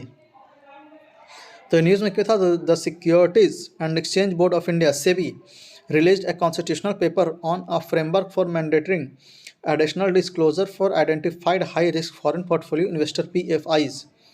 Exchanging provision for PFI in India क्या है, तो regulated by SEBI under SEBI foreign portfolio investor regulation 2019 FPI regulations। SEBI has prescribed certain limits on the investment that FPIs can make in Indian securities। Legislative provision क्या है, तो Foreign Exchange Management Act 1999 FEMA is the primary legislation governing FPI in India। Prevention of Money Laundering Act 2002 PMLA and the Prevention of Money Laundering Maintenance of Record Regulation 2005 PML rules are the additional legislation। Comparison of foreign direct investment FDI and foreign portfolio investment FPI क्या है, तो पहले definition दोनों को देख लेते हैं। तो FDI refers to the investment made by foreign investor to obtain a substantial interest in the enterprise located at different country।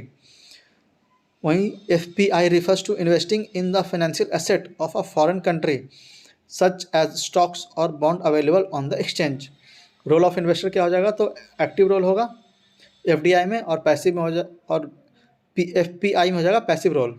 Type क्या हो जाएगा, तो FDI is a direct investment और FPI इज इनडायरेक्ट इन्वेस्टमेंट।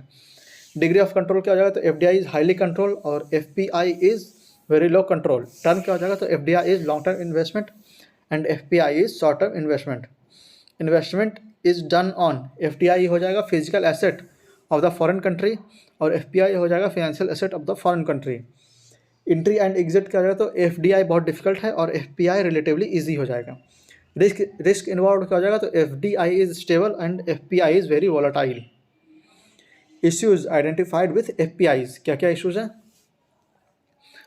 तो circumvention of press note 3 PN3 stipulations PN3 requires that an entity of a country that share a land labor with India can invest only under the government routes।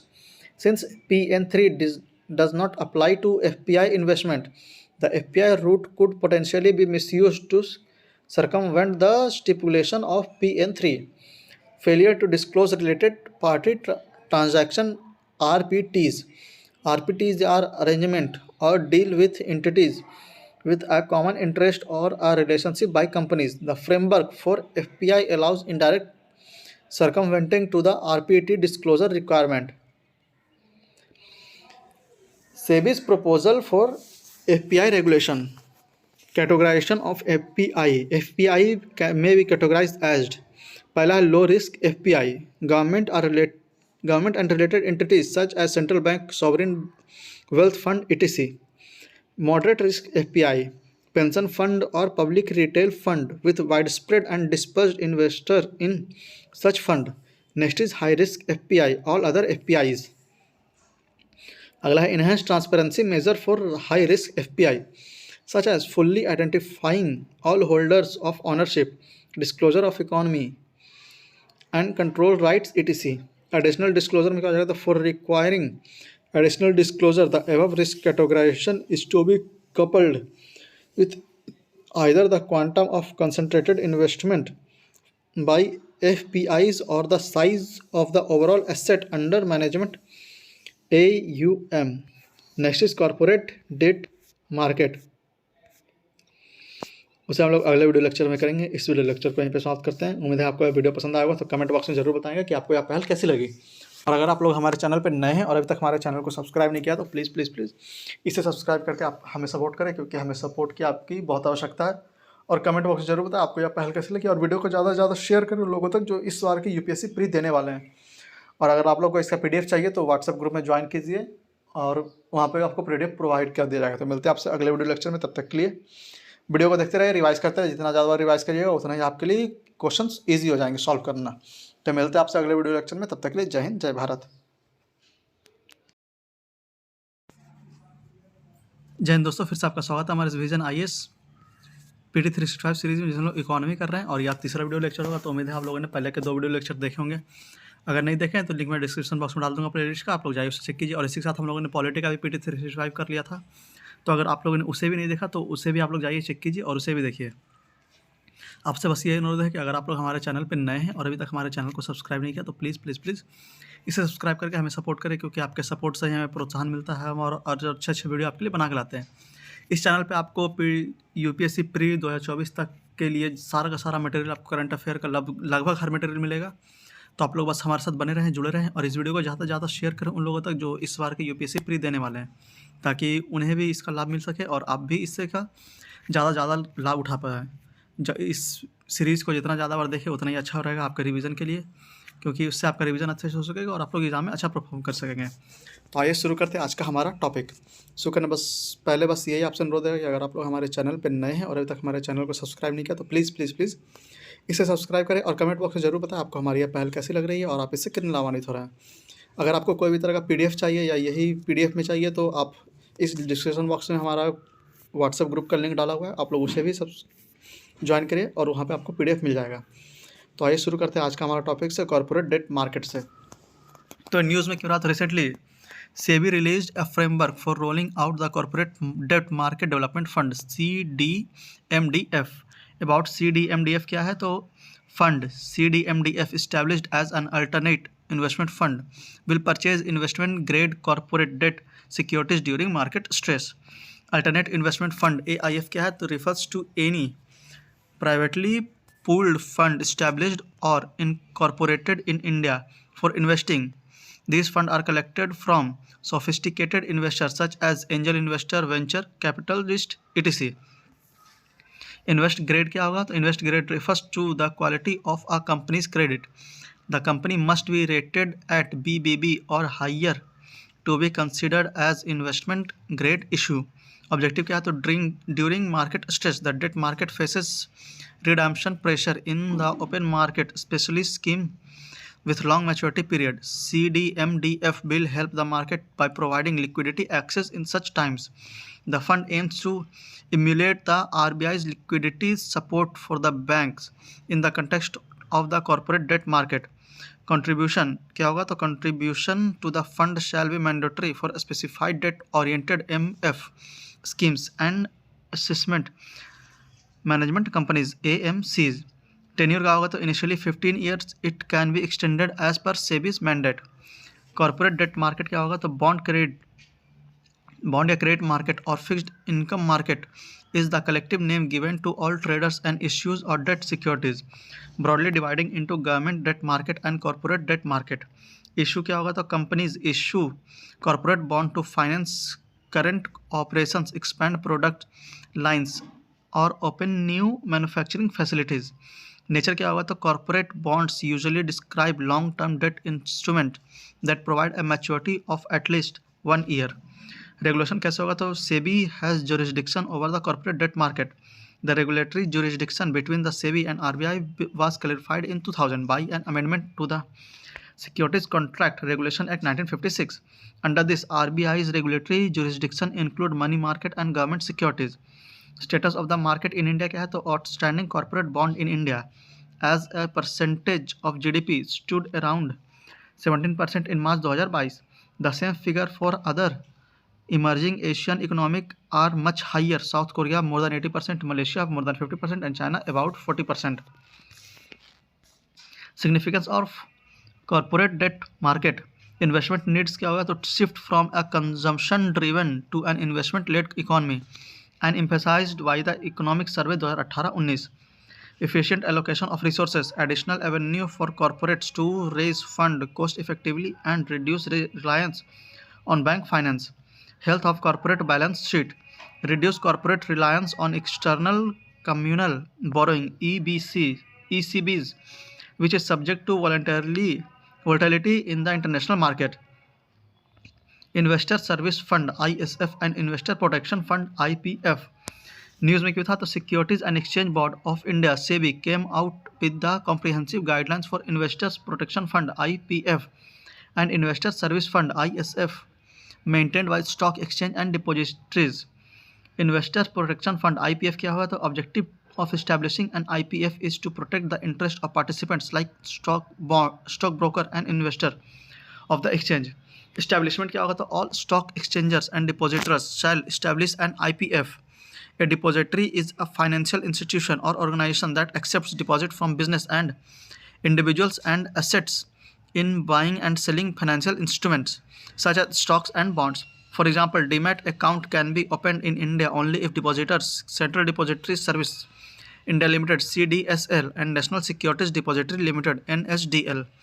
Administration क्या होगा, तो IPF of the stock exchange and depository shall be administered through separate trust created for the purpose. Segregated funds क्या होगा, the stock exchange and depository shall ensure that the fund in the IPF are well segregated and that their IPF is immune from any liability of the stock exchange and depository respectively. Review क्या, the stock exchange and depositors shall conduct a half-yearly review to ascertain the adequacy of the IPF corpus. यहाँ पे देखिए stock exchange दिया हुआ है, contribution to IPF and utilisation of IPF क्या है, तो पहला है स्टॉक एक्सचेंज. कंट्रीब्यूशन में देख लेते हैं 1% of listing fee receives 100% of interest and 1% security deposit. Keep the issuer companies at the time of offering of securities for subscription to the public. Penalty collected for trading member and from listed companies for non-compliance with SEBI regulations. At least 70% of interest or income received out of any investment made from IPF. Utilization में क्या होगा, तो to meet the legitimate investment claim of the client of the defaulting trading managers TMs to pay interim relief to investor. Depositories में क्या होगा, तो 5% of the profit from depository operations. All fines and penalties from depository participants and other members. Interest or income received out of any investment made from the IPF. Promotion of investor education and investor awareness program aimed at enhancing securities market literacy and promoting retail participation in security market to meet the legitimate claim of beneficial owners. Investor service fund ISF क्या है, तो ISF aim to provide different kind of services to the investing public such as investor education and awareness programme, dissemination of companies information etc. Funding क्या होगा, तो stock exchange shall set aside at least 20% of listing fees received for ISF for providing services to the investing public. Supervision क्या होगा, तो supervision of the ISF will rest with the regulatory oversight committee. The Regulatory Oversight Committee is one of the 7 Committee for Market Infrastructure Institutions MIIS specified by Stock Exchange and Clearing Corporation regulating 2018. MII is a financial entity that provides essential infrastructure for running the daily operation in stock market या capital markets. For example, stock exchange, depositors and clearing housing are all MIIS. Utilization of ISF for stock exchange क्या है, तो promotion of investor education and investor awareness program. At least 50% of the corpus should be spent in Tier 2 and Tier 3 cities. Cost of training or arbitrage. Transfer of unutilized IPF ISF. If a stock exchange or a depository is wound up or derecognized or exist, then the balance of the IPF or ISF lying unutilized with the stock exchange and depository shall be transferred to Investor Protection and Education Fund IPEF of SEBI. Investor Protection and Education Fund IPEF क्या है, तो IPEF has been established by SEBI in 2007 and it is regulated under the SEBI IPEF regulation 2009. It is utilized for the protection of investors and the promotion of investor education and awareness. It is funded through contributions made by SEBI, grants and donation by central government or state government, security deposit and amount of IPF, ISF or derecognized stock exchange etc. अगला social stock exchange. तो news में क्या था, तो recently the securities and exchange board of India SEBI approved certain flexibility in the framework for the social stock exchange SSE. Flexibilities highlight that funding can done through पहला insurance of zero coupon zero principal ZC ZP bonds and donates through mutual fund for NPOs. ZC ZP is issued only by an NPO registered on an SSE and has a specific tenure.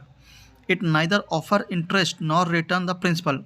Objective behind this donation are welfare and tax benefits, assurance of equities and debt instrument of FPEs. About social stock exchange, क्या है? तो SSE is a segment of the existing stock exchange that can help social enterprises such as NPOs non-profit for-profit enterprises FPEs to raise fund from the public through the stock exchange mechanism. Eligible activities for demonstrating primacy of social impact includes eradicating hunger, poverty, malnutrition and inequality, promoting education, financial inclusion, slum area development etc. Entities not eligible to be identified as a social enterprise क्या है? तो पहला है corporate foundation, दूसरा है political and और religious organisation और activities, third is professional और trade association, fourth is infrastructure and house companies except affordable housing. Next is eligible criteria to be recognized as social enterprises is predominance of any of the following. कौन है? पहला revenue. At least 67% of the immediate preceding 3-year average of revenue come from providing eligible activities to members of target population. Next is expenditure. At least 67% of the immediate preceding 3-year average of expenditure has been incurred for providing eligible activities to members of the target population. अगला beneficiaries, member of target population to whom eligible activity have been provided constitute at least 67% of immediate preceding 3-year average of total customer base and or total number of beneficiaries.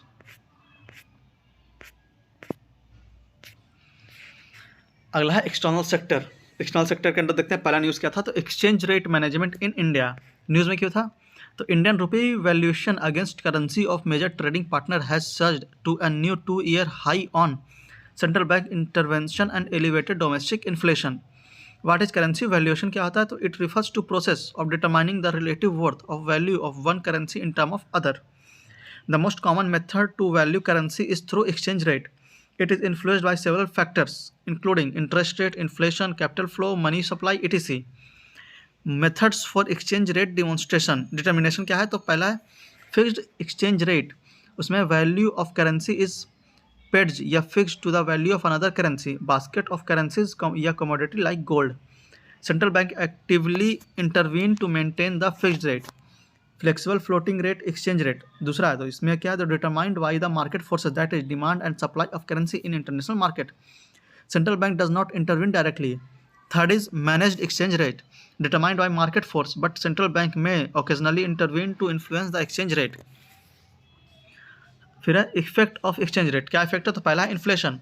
N over valued currency can contribute to lower inflation by reducing the cost of import goods and services and vice versa. Next is interest rate.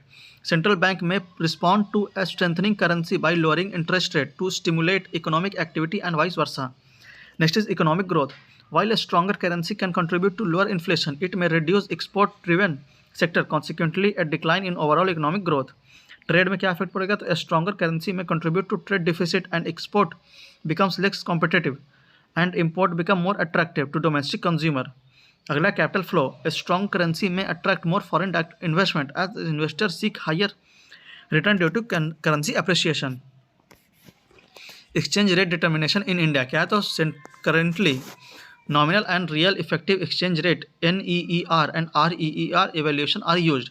तो NEER क्या है? Is weighted average of bilateral nominal exchange rate of the home currency in term of foreign currency. और REER क्या है? is weighted average of nominal exchange rate adjusted for relative price difference between the domestic and foreign currency. Do you know देख लेते हैं. तो Grissman's law says in a fixed exchange rate system bad economy drives out good. It causes undervalued currency to go out of circulation. Overvalued currency remains in circulation but it does not find enough buyer. अगला foreign trade policy 2023. News में क्यों था? The union minister of commerce and industry notifies the foreign trade policy 2023 about FTP 2023. Notification में क्या था? तो notified by the central government in the exercise of powers conferred under Section 5 of the Foreign Trade Development and Regulation Act 1992 based on principles क्या है तो such as responsiveness to the requirement of trade and trust and partnership with exporters FTP 2015-20 क्या है तो it is extended due to the COVID-19 pandemic and volatile geopolitical scenario till March 2023. India has reached record high export performance. 4 pillar of new FTP approach क्या है तो पहला from incentives to tax remission, दूसरा greater trade facilitation through technology, automation and continuous process rearranging. Third is export promotion through collaboration, exporters, state districts. Fourth is focus on emerging areas, e-commerce export, developing district as export hub, streamlining SCOMET policy. India trade profile 2022-23 में देख लेते हैं। India export कैसा रहा तो 2016 में 435 billion था, फिर 2022 में 55.4% बढ़ के हुआ 676 बिलियन, वहीं 2023 में हो गया 74.7% बढ़ के 760 billion. India export target $2 trillion by goods for goods and services by 2030। India trade balance क्या था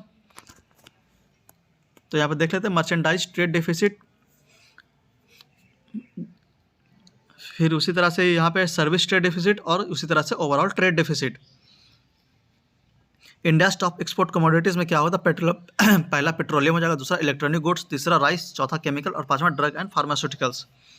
India top import source nation कहाँ से इंपोर्ट होता है, पहला होता है चाइना से, दूसरा होता है यूएई से, तीसरा होता है यूएसए से और चौथा होता है रसिया से। इंडिया टॉप एक्सपोर्ट डेस्टिनेशन मतलब इंडिया का माल कहाँ जाता है तो पहला सबसे पहले यूएसए में जाता है, दूसरा यूएई में जाता है, तीसरा नीदरलैंड में जाता है और चौथा चाइना में जाता है।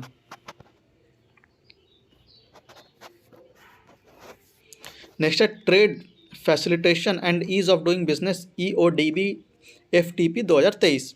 इंसेटिव टेकन में क्या क्या है तो national committee on trade facilitation NCTF to facilitate coordination and implementation of WTO's Trade Facilitation Agreement ITFA, TFA. WTO's TFA came into force in 2017 to address the issue of red tape across borders and streamline the movement of goods. In initiatives by Directorate General of Foreign Trade DGFT, क्या तो facilitator of exports and import, it also consult various export promotion council and trade and industry bodies. Niyant Bandhu being implemented for monitoring new and potential exporters. Issuance of EICE Electronic Import Export Code. IEC is a 10-character alphanumeric number allotted to an entity and is mandatory for undertaking any export import activity. E-certificate for origin ECOO. Online facility for COO. ECOO has a unique number that is UDIN, Unique Document Identification Number, and a QR code for validation. Towns of Export Excellence TEE for development and growth of export production centers. Selected town produces goods of rupees 750 crore or more may be notified as TEE based on the potential for growth in export. TEE in handloom, handicraft, agriculture and fisheries sector threshold limit would be rupees 150 crore. Rationalization of the criteria of status holder certification. Status holder certificate is to reorganize export firm as business leaders who have excelled in international trade and have contributed to the country's foreign trade. Ministry of Commerce and Industry unveiled system-based automatic status holder certificates from foreign trade policy. Privileges of certificate में क्या होगा तो credibility to the Indian exporter in the international market और दूसरा हो जाएगा priority custom clearance and certain exemptions. अगला export promotion initiative by FTP 2023। District as export hub initiative. State Export Promotion Committee and District Export Promotion Committee DEPC is to strategize export at the state and district level respectively. District Export Action Plan DEAPs will be prepared by DEPCs along with the online monitoring. Export Promotion Outreach Program is in district to focus on branding, packaging, design and marketing of identified products and services. Convergence of ongoing scheme to support these initiatives. Export Promotion of Capital Goods EPCG scheme. Objective क्या है? तो facilitate the import of capital goods for producing quality goods and services and enhance India's manufacturing competitiveness. It allows the import of capital goods at zero custom duties. Next, capital goods are man-made, durable items that businesses use to produce consumer goods and services. Tools, machinery, building, vehicles, computers, and construction equipment are type of capital goods. Eligibility क्या है? तो it covers manufacturer, exporters, merchant exporters, and service provider who are certified as common service providers CSF by the DGFT. Manufacturer export is a person who export goods manufactured by him or intended to export such goods. Next is merchant exporter is a person engaged in trading activity and exporting or intending to export goods. Export obligation में क्या होगा? तो imports under EPCG are subject to average export obligation AEO. However, some sector have been exempted from AEO requirements. Next is export promotion unit. Objective क्या है? तो to promote exports, enhance foreign exchange earning and attract investment for export production and employment generation. Eligible unit क्या है? तो units which export their certain production of goods and services may be up under the export oriented unit EOU scheme. Electronics Hardware Technology Park EHTP scheme, Software Technology Park HTP scheme, or Biotechnology Park BTP scheme for the manufacturer of goods trading unit are not covered under this scheme. Deemed export में क्या होगा? तो definition क्या है इसका? तो deemed export refers to those transaction in which goods supplies do not leave the country and payment for such supplies is received either in Indian rupee or in free foreign exchange. In simpler terms, under deemed export, the goods can be sold within India to anybody who hold a license for the export of these very goods. The seller sells the sale goods against an import license is the deemed exporter and the buyer is the deemed importer. Objective क्या है? तो provide a level playing field for domestic manufacturer and to promote make in India. Other की initiative by FTP 2023 क्या है? तो promoting cross border trade in digital economy. पहला है e commerce export hub ECEHS to establish designated areas as ECEHS which would act as a center for favorable business infrastructure and facilities to cross border e-commerce activities. Creation में क्या हो जाएगा? तो ECEH may be set up through private initiative and in public private partnership PPP mode.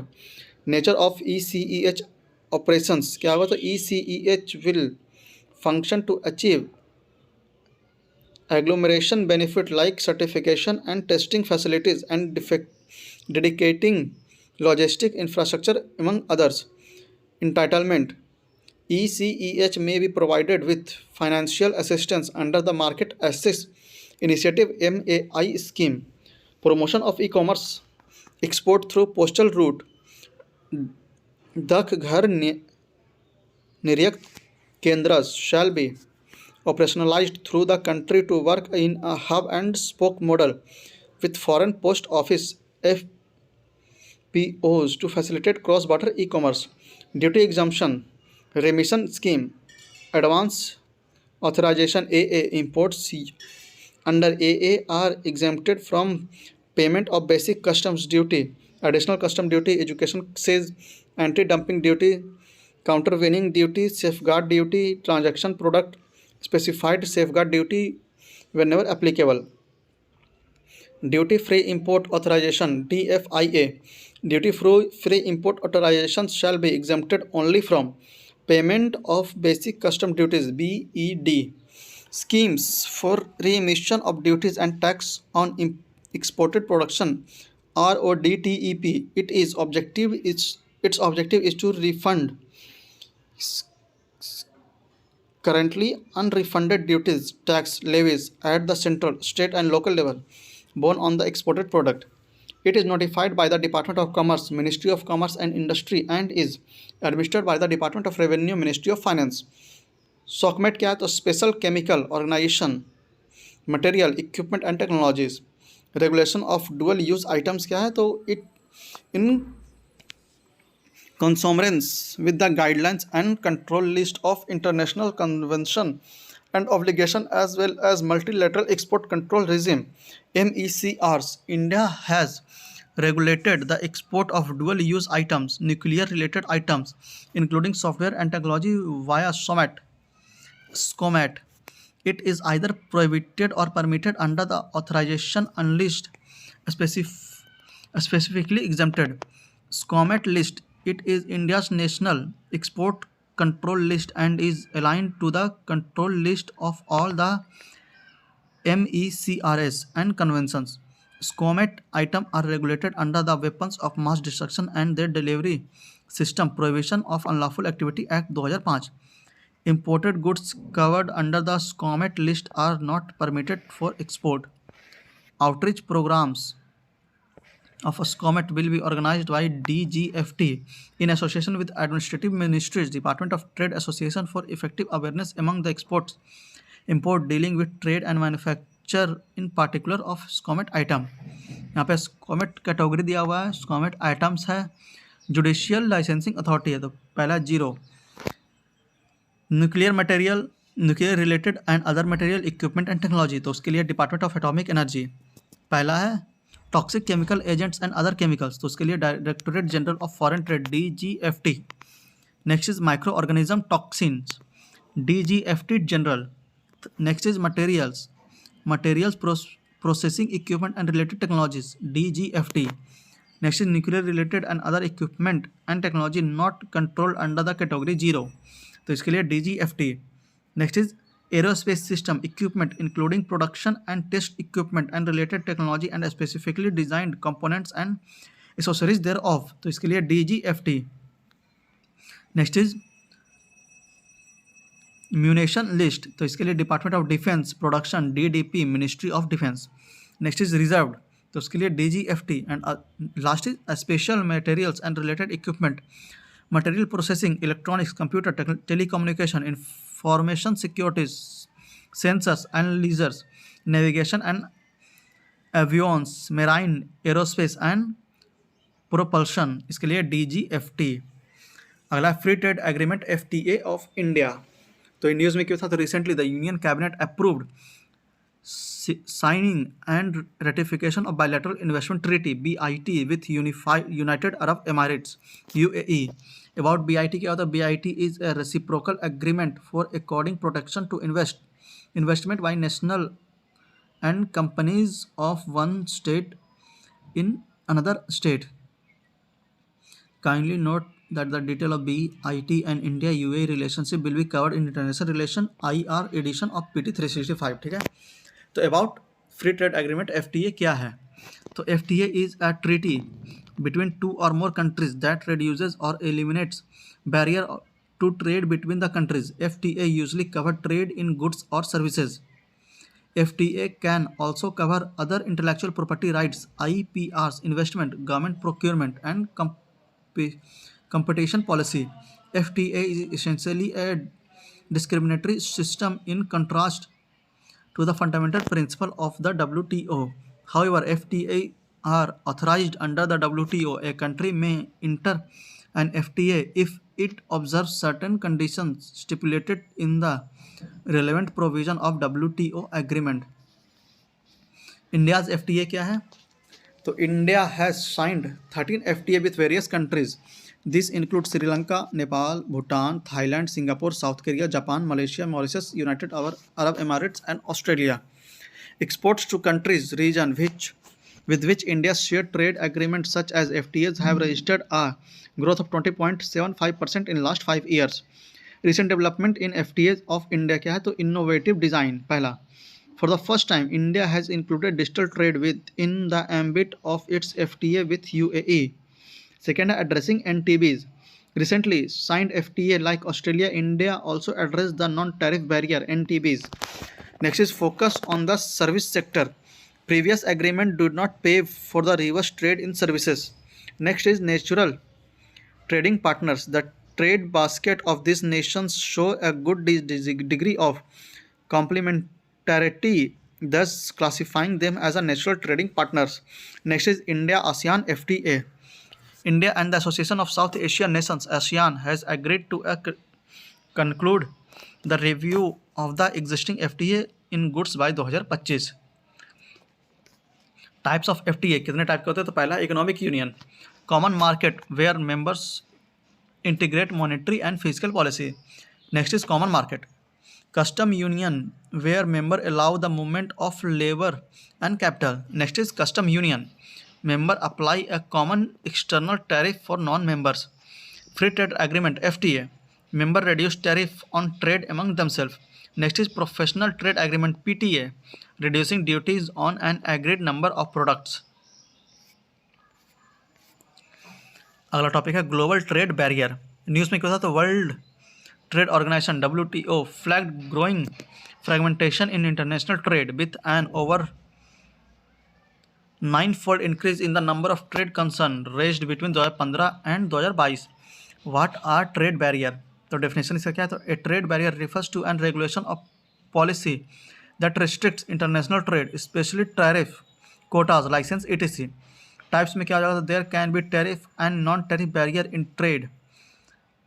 Tariff barriers. Simply a tariff barrier is a tax and it adds to the cost borne by consumer of imports goods. Non-tariff barrier NTBs क्या होगा? तो non-tariff measures NTMs are policy measure apart from tariff that impact imports into a country where NTMs become arbitrary beyond scientific jurisdiction and create hurdles for trade. They are called NTBs. The UN Conference on Trade and Development UNCTAD classifies 16 type of non-tariff barrier including, इसमें एक है technical barrier like sanitary and phytosanitary measures etc. Next is non-technical barriers like trade protective measures, rules of origin ROO, trade related investment and measures etc. अगला है export related measures. Impact of trade barriers on Indian industry. क्या impact होगा? तो पहला according to assessment 80% of India's trade is subject to some NTBs. Next is in the key Indian export routinely facing high NTBs. इसमें होगा tea, basmati rice, animal product, chemical products to the EU. Sesame seed, shrimps, medicine, apparels to Japan, meat, fish, dairy and industrial product to China, fruits and shrimps to USA. Sanitary and photosanitary measures are main constraint to Indian export in advanced economy. Related news में क्या हो जाएगा? तो United Nations Conference on Trade and Development UNCTAD released Trade and Development Report 2023. Key finding of the report क्या होगा? तो global economic outlook, the world economic growth is projected to be 2.4% in 2023. Indian economic projections, India's economic growth is forecasted to be 6.6% in 2023 and 6.2% in 2024. About UNCTAD क्या होगा? तो genesis इसका क्या है? Established by United Nations Assembly in 1964, a permanent intergovernmental body of the United Nations. Membership इसका क्या है? तो 195 member include India. Mandate क्या आएगा? तो UNCTAD's UNCTAD work focuses on 4 main areas. कौन है? तो ट्रेड एंड डेवलपमेंट पहला, दूसरा investment and enterprise, third is technology and innovation, fourth is micro economic and development policies. Function इसका क्या होगा? तो helps developing countries participate more equitably in the global economy. Next is support developing countries efforts to use trade, investment, finance and technology as vehicles for inclusion and sustainable development. Other report by UNCTAD क्या होगा? तो trade and development report, world investment report, digital economy report, technology and innovation report and review of maritime transport.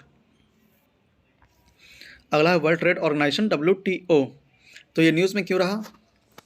तो India appealed against A ruling of the WTO World Trade Organization dispute settlement body that India violates thus its zero tariff commitment under the Information Technology Agreement ITA. About dispute settlement at WTO, there are two main ways to settle a dispute once a complaint has been filed in WTO. पहला, parties find a mutually agreed solution. दूसरा, through adjudication, including the subsequent implementation of panel and appellate body report. There are three main stages to the WTO dispute settlement process. पहला है constitutional consultation between the parties. If both sides are not able to resolve the matter through consultation. Either of them can approach for establishment of a dispute settlement panel. Second is adjudication by panel, whose ruling or report can be challenged at WTO appellate body. At present, functioning of appellate body is impacted due to USA blocking appointment to appellate body. Next is implementation of the ruling, which includes possibility of countermeasures in the event of failure by parties in implementing the ruling. WTO world trade organisation क्या है? तो WTO is our only global forum for setting the rules for international trade. It facilitates trade negotiation, monitors implementation of trade agreement and services as a forum for setting trade dispute between countries. Marrakesh Agreement that established the WTO was signed in 1994 at the conclusion of the Uruguay round of multilateral trade negotiation. WTO is a successor to the General Agreement on Tariff and Trade (GATT), a group founded in 1994, whose rule created the modern multilateral trading system. It has 164 members, including India. Investment Facilitation Agreement at WTO, launched in 2017 by a group of developing and least developed WTO members. It is a joint initiative aimed at developing a multilateral agreement on investment facilitation for development that will improve investment and business climate. It would not include India. Related news में क्या हो जाएगा? तो developing country status legislation establishes a US policy against granting China developing country status in future treaties and international organizations. It has been asserted that China can no longer be considered as a developing country. World Trade Organization (WTO) has defined developed and developing countries, and therefore member countries are free to announce whether they are developed or developing. UN also has not formal definition of developing countries but still uses the term for monitoring purposes. Key WTO agreements क्या क्या? तो पहला है the agreement on agriculture. Second is trade related aspects of intellectual property rights. Third is the agreement on technical barrier to trade. Next is trade facilitation agreement. अगला है the general agreement on trade in service (GATS). Next is the agreement on trade related investment measures (TRIMS) agreement.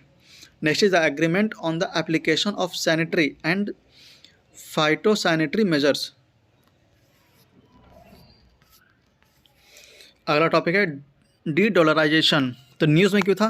BRICS, Brazil, Russia, India, China and South Africa nation are in the process of creating new currency for cross border payment. More on the news क्या है? तो BRICS currency will be used for cross border trade. Also India and Malaysia has agreed to settle trade in Indian rupee in addition to current mode of settlement in other currencies. They are seen as a major step towards de-dollarization. So what is de-dollarization? It refers to process wherein countries tend to reduce the reliance on the dollar, US dollar, USD, as a reserve currency, medium of exchange, and as a unit of account, determinant of global currency. Open economy, capital account convertibility, politico-economic stability and acceptability and trust. Why de-dollarization is taking root? तो ये क्यों हो रहा है? तो weaponisation of trade, imposition of sanctions and the exclusion from Swift society for Worldwide Interbank Financial telecommunication creates impediment for countries to carry out trade. For instance, sanctions were imposed on Russia after the Ukraine war. New emerging economy, rise of Asia as an economic powerhouse has raised the importance of currencies like the Indian rupee and the yuan. Visible benefit of diversification, multi-currency, foreign currency reserve reduces the pressure on external sector. Manipulation of US. Dominance of US dollar allows the US to manipulate the global financial system to its benefit, often at the expense of other. Benefit of de-dollarization for India. तो पहला हो जाएगा reduction in systematic risk in global financial system. Next is boost in export competitiveness. Third is greater control over debt management. Fourth is reduction in borrowing cost. Next is attract foreign investment, and last is enhance monetary policy flexibility. Global initiative of for dedollarization क्या है? तो in 2021 the people's bank of China submitted a global sovereign digital currency governance proposal for the bank for international settlement. African continent free trade area AFCFTA is promoting inter-African trade using local currencies. European Central Bank Target 2 system 2007 enable EU member countries to conduct trade and financial transaction in euros. Next is initiative taken for the internationalisation of rupees. तो उसमें पहला है cross border borrowing in rupee. Introduction of rupee denominated bond और masala bond since 2014 allows Indian corporate to issue rupee denominated bond overseas. फिर target settlement in rupee, trade settlement in rupee. Biggest development in July 2022 RBI issued a comprehensive framework to allow trade settlement in rupee through special vostro account. Currency swaps 23 currency swap agreed since 2018 with other countries, with other nations including UAE, SAARC member countries etc. is in a bid to promote internationalization of rupee. Other measures क्या होगा? तो exploration on domestic currency use for regional trade settlement at Asian Clearing Union. Enabling condition to link domestic rupee interest rate and currency market with offshore rupee market. Permitting primary dealer to act as a market maker in forex market to improve market liquidity etc. Next topic is remittances. तो news में क्यों था? तो world bank recently released an annual report migration and development brief leveraging diaspora finance for private capital mobilisation. Key finding क्या? तो global remittances flow are estimated at 860 billion in 2023, increase in 3% from 2022. Remittances to low and middle income countries LMICs estimated to reach 669 billion at 3.8% growth in 2023.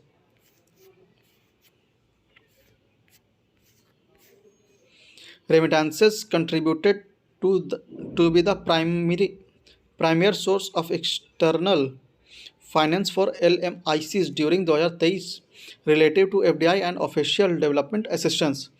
Remittances growth in South Asia is projected to be the highest, 89 billion among LMICs in 2024, attributed to entirely to remittance flow in India. Importance of remittance क्या है? तो from a micro perspective, remittances increase consumption in the economy as the disposable income for families increases. This help in pushing up the GDP growth. Remittances account for a significant chunk of nearly 3% of India's GDP, where India's trade deficit widened. Remittances provide a much needed cushion. Disposable income is the amount of money that an individual or household has to expend to save other income taxes which have been deducted. A major source of external finance for developing countries. Remittances are the second largest major source of external financing after serving export या economic survey 2023 का report है. Remittance होता क्या है? तो remittance refers to the transfer of money by individual typically migrant worker to family member in their home countries. Top 3 receipts of remittances in 2022 in absolute number. तो पहला है Mexico, पहला है इंडिया, दूसरा मैक्सिको और थर्ड है China. Top 3 recipients of remittances in 2022 as percentage of the GDP. तो पहला है तजाकिस्तान, दूसरा है टोंगा और तीसरा है Lebanon. State wise share of remittance receipt top 3 इन 2022-21. तो सबसे पहले आगे है महाराष्ट्र, दूसरा है कर्नाटक और थर्ड है तमिलनाडु. पहला है महाराष्ट्र, दूसरा केरला और थर्ड है Tamil Nadu. Country wise share in inward रेमिटांसेस to India in 2020-21. तो सबसे आगे है यूनाइटेड स्टेट्स 23.4%, फिर यूनाइटेड अरब एमिरेट्स 18%, फिर UK United kingdom 6.8%. The World Bank Group, the International Bank for Reconstruction and Development (IBRD) is a global development cooperative owned by 189 member countries. As the largest development bank in the world, it supports the World Bank Group mission by providing loan, guarantees, risk management products, and advisory service to middle income and credit-worthy low-income countries. The International Development Association (IDA) is a part of World Bank that help the world's poorest country. Established in 1960, IDA aims to reduce poverty by providing zero to low interest loan called credits and grants for programs that boost economic growth, reduce inequality, and improve people living condition. The International Finance Corporation (IFC) is a private sector arm of the World Bank Group and shares its mission to reduce global poverty. Multilateral Investment Guarantee Agency (MIGA) was created to complement public and private sources of investment insurance against non-commercial risk in developing countries. International Center for Settlement of Investment Disputes (ICSID) is an autonomous international institution established under the Convention on the Settlement of Investment Disputes between state and nationals of other state (ICSID) और the Washington convention. की publication of world bank group क्या है? तो doing business report, global economic prospect, global financial development report, commodity market outlook, poverty and share prosperity, and last is world development report. अगला news है liberalised remittances scheme LRS, उसे हम अगले दिन देखेंगे अगले टॉपिक में। इस वीडियो लेक्चर को यहीं पे समाप्त करते हैं। उम्मीद है आपको वीडियो पसंद आया होगा, तो आप लोग कमेंट बॉक्स में जरूर बताएंगे आपको हमारी यह पहल कैसी लगी। और अगर आप लोग हमारे चैनल पर नए हैं और अभी तक हमारे चैनल को सब्सक्राइब नहीं किया तो प्लीज़ प्लीज़ प्लीज़ इसे सब्सक्राइब करके हमें सपोर्ट करें, क्योंकि आपके सपोर्ट की हमें बहुत आवश्यकता पड़ती है। और वीडियो को ज़्यादा से ज़्यादा शेयर करें उन लोगों तक जो इस बार का UPSC प्री देने वाले हैं। तो मिलते हैं आपसे अगले वीडियो लेक्चर में। तब तक के लिए आप रिवाइज करते रहिए, देखते रहिए, क्योंकि जितना ज़्यादा आप रिवाइज करेंगे उतना ही अच्छा आपका कॉन्सेप्ट बनेगा। तो मिलते हैं आपसे अगले वीडियो लेक्चर में। तब तक के लिए जय हिंद, जय भारत।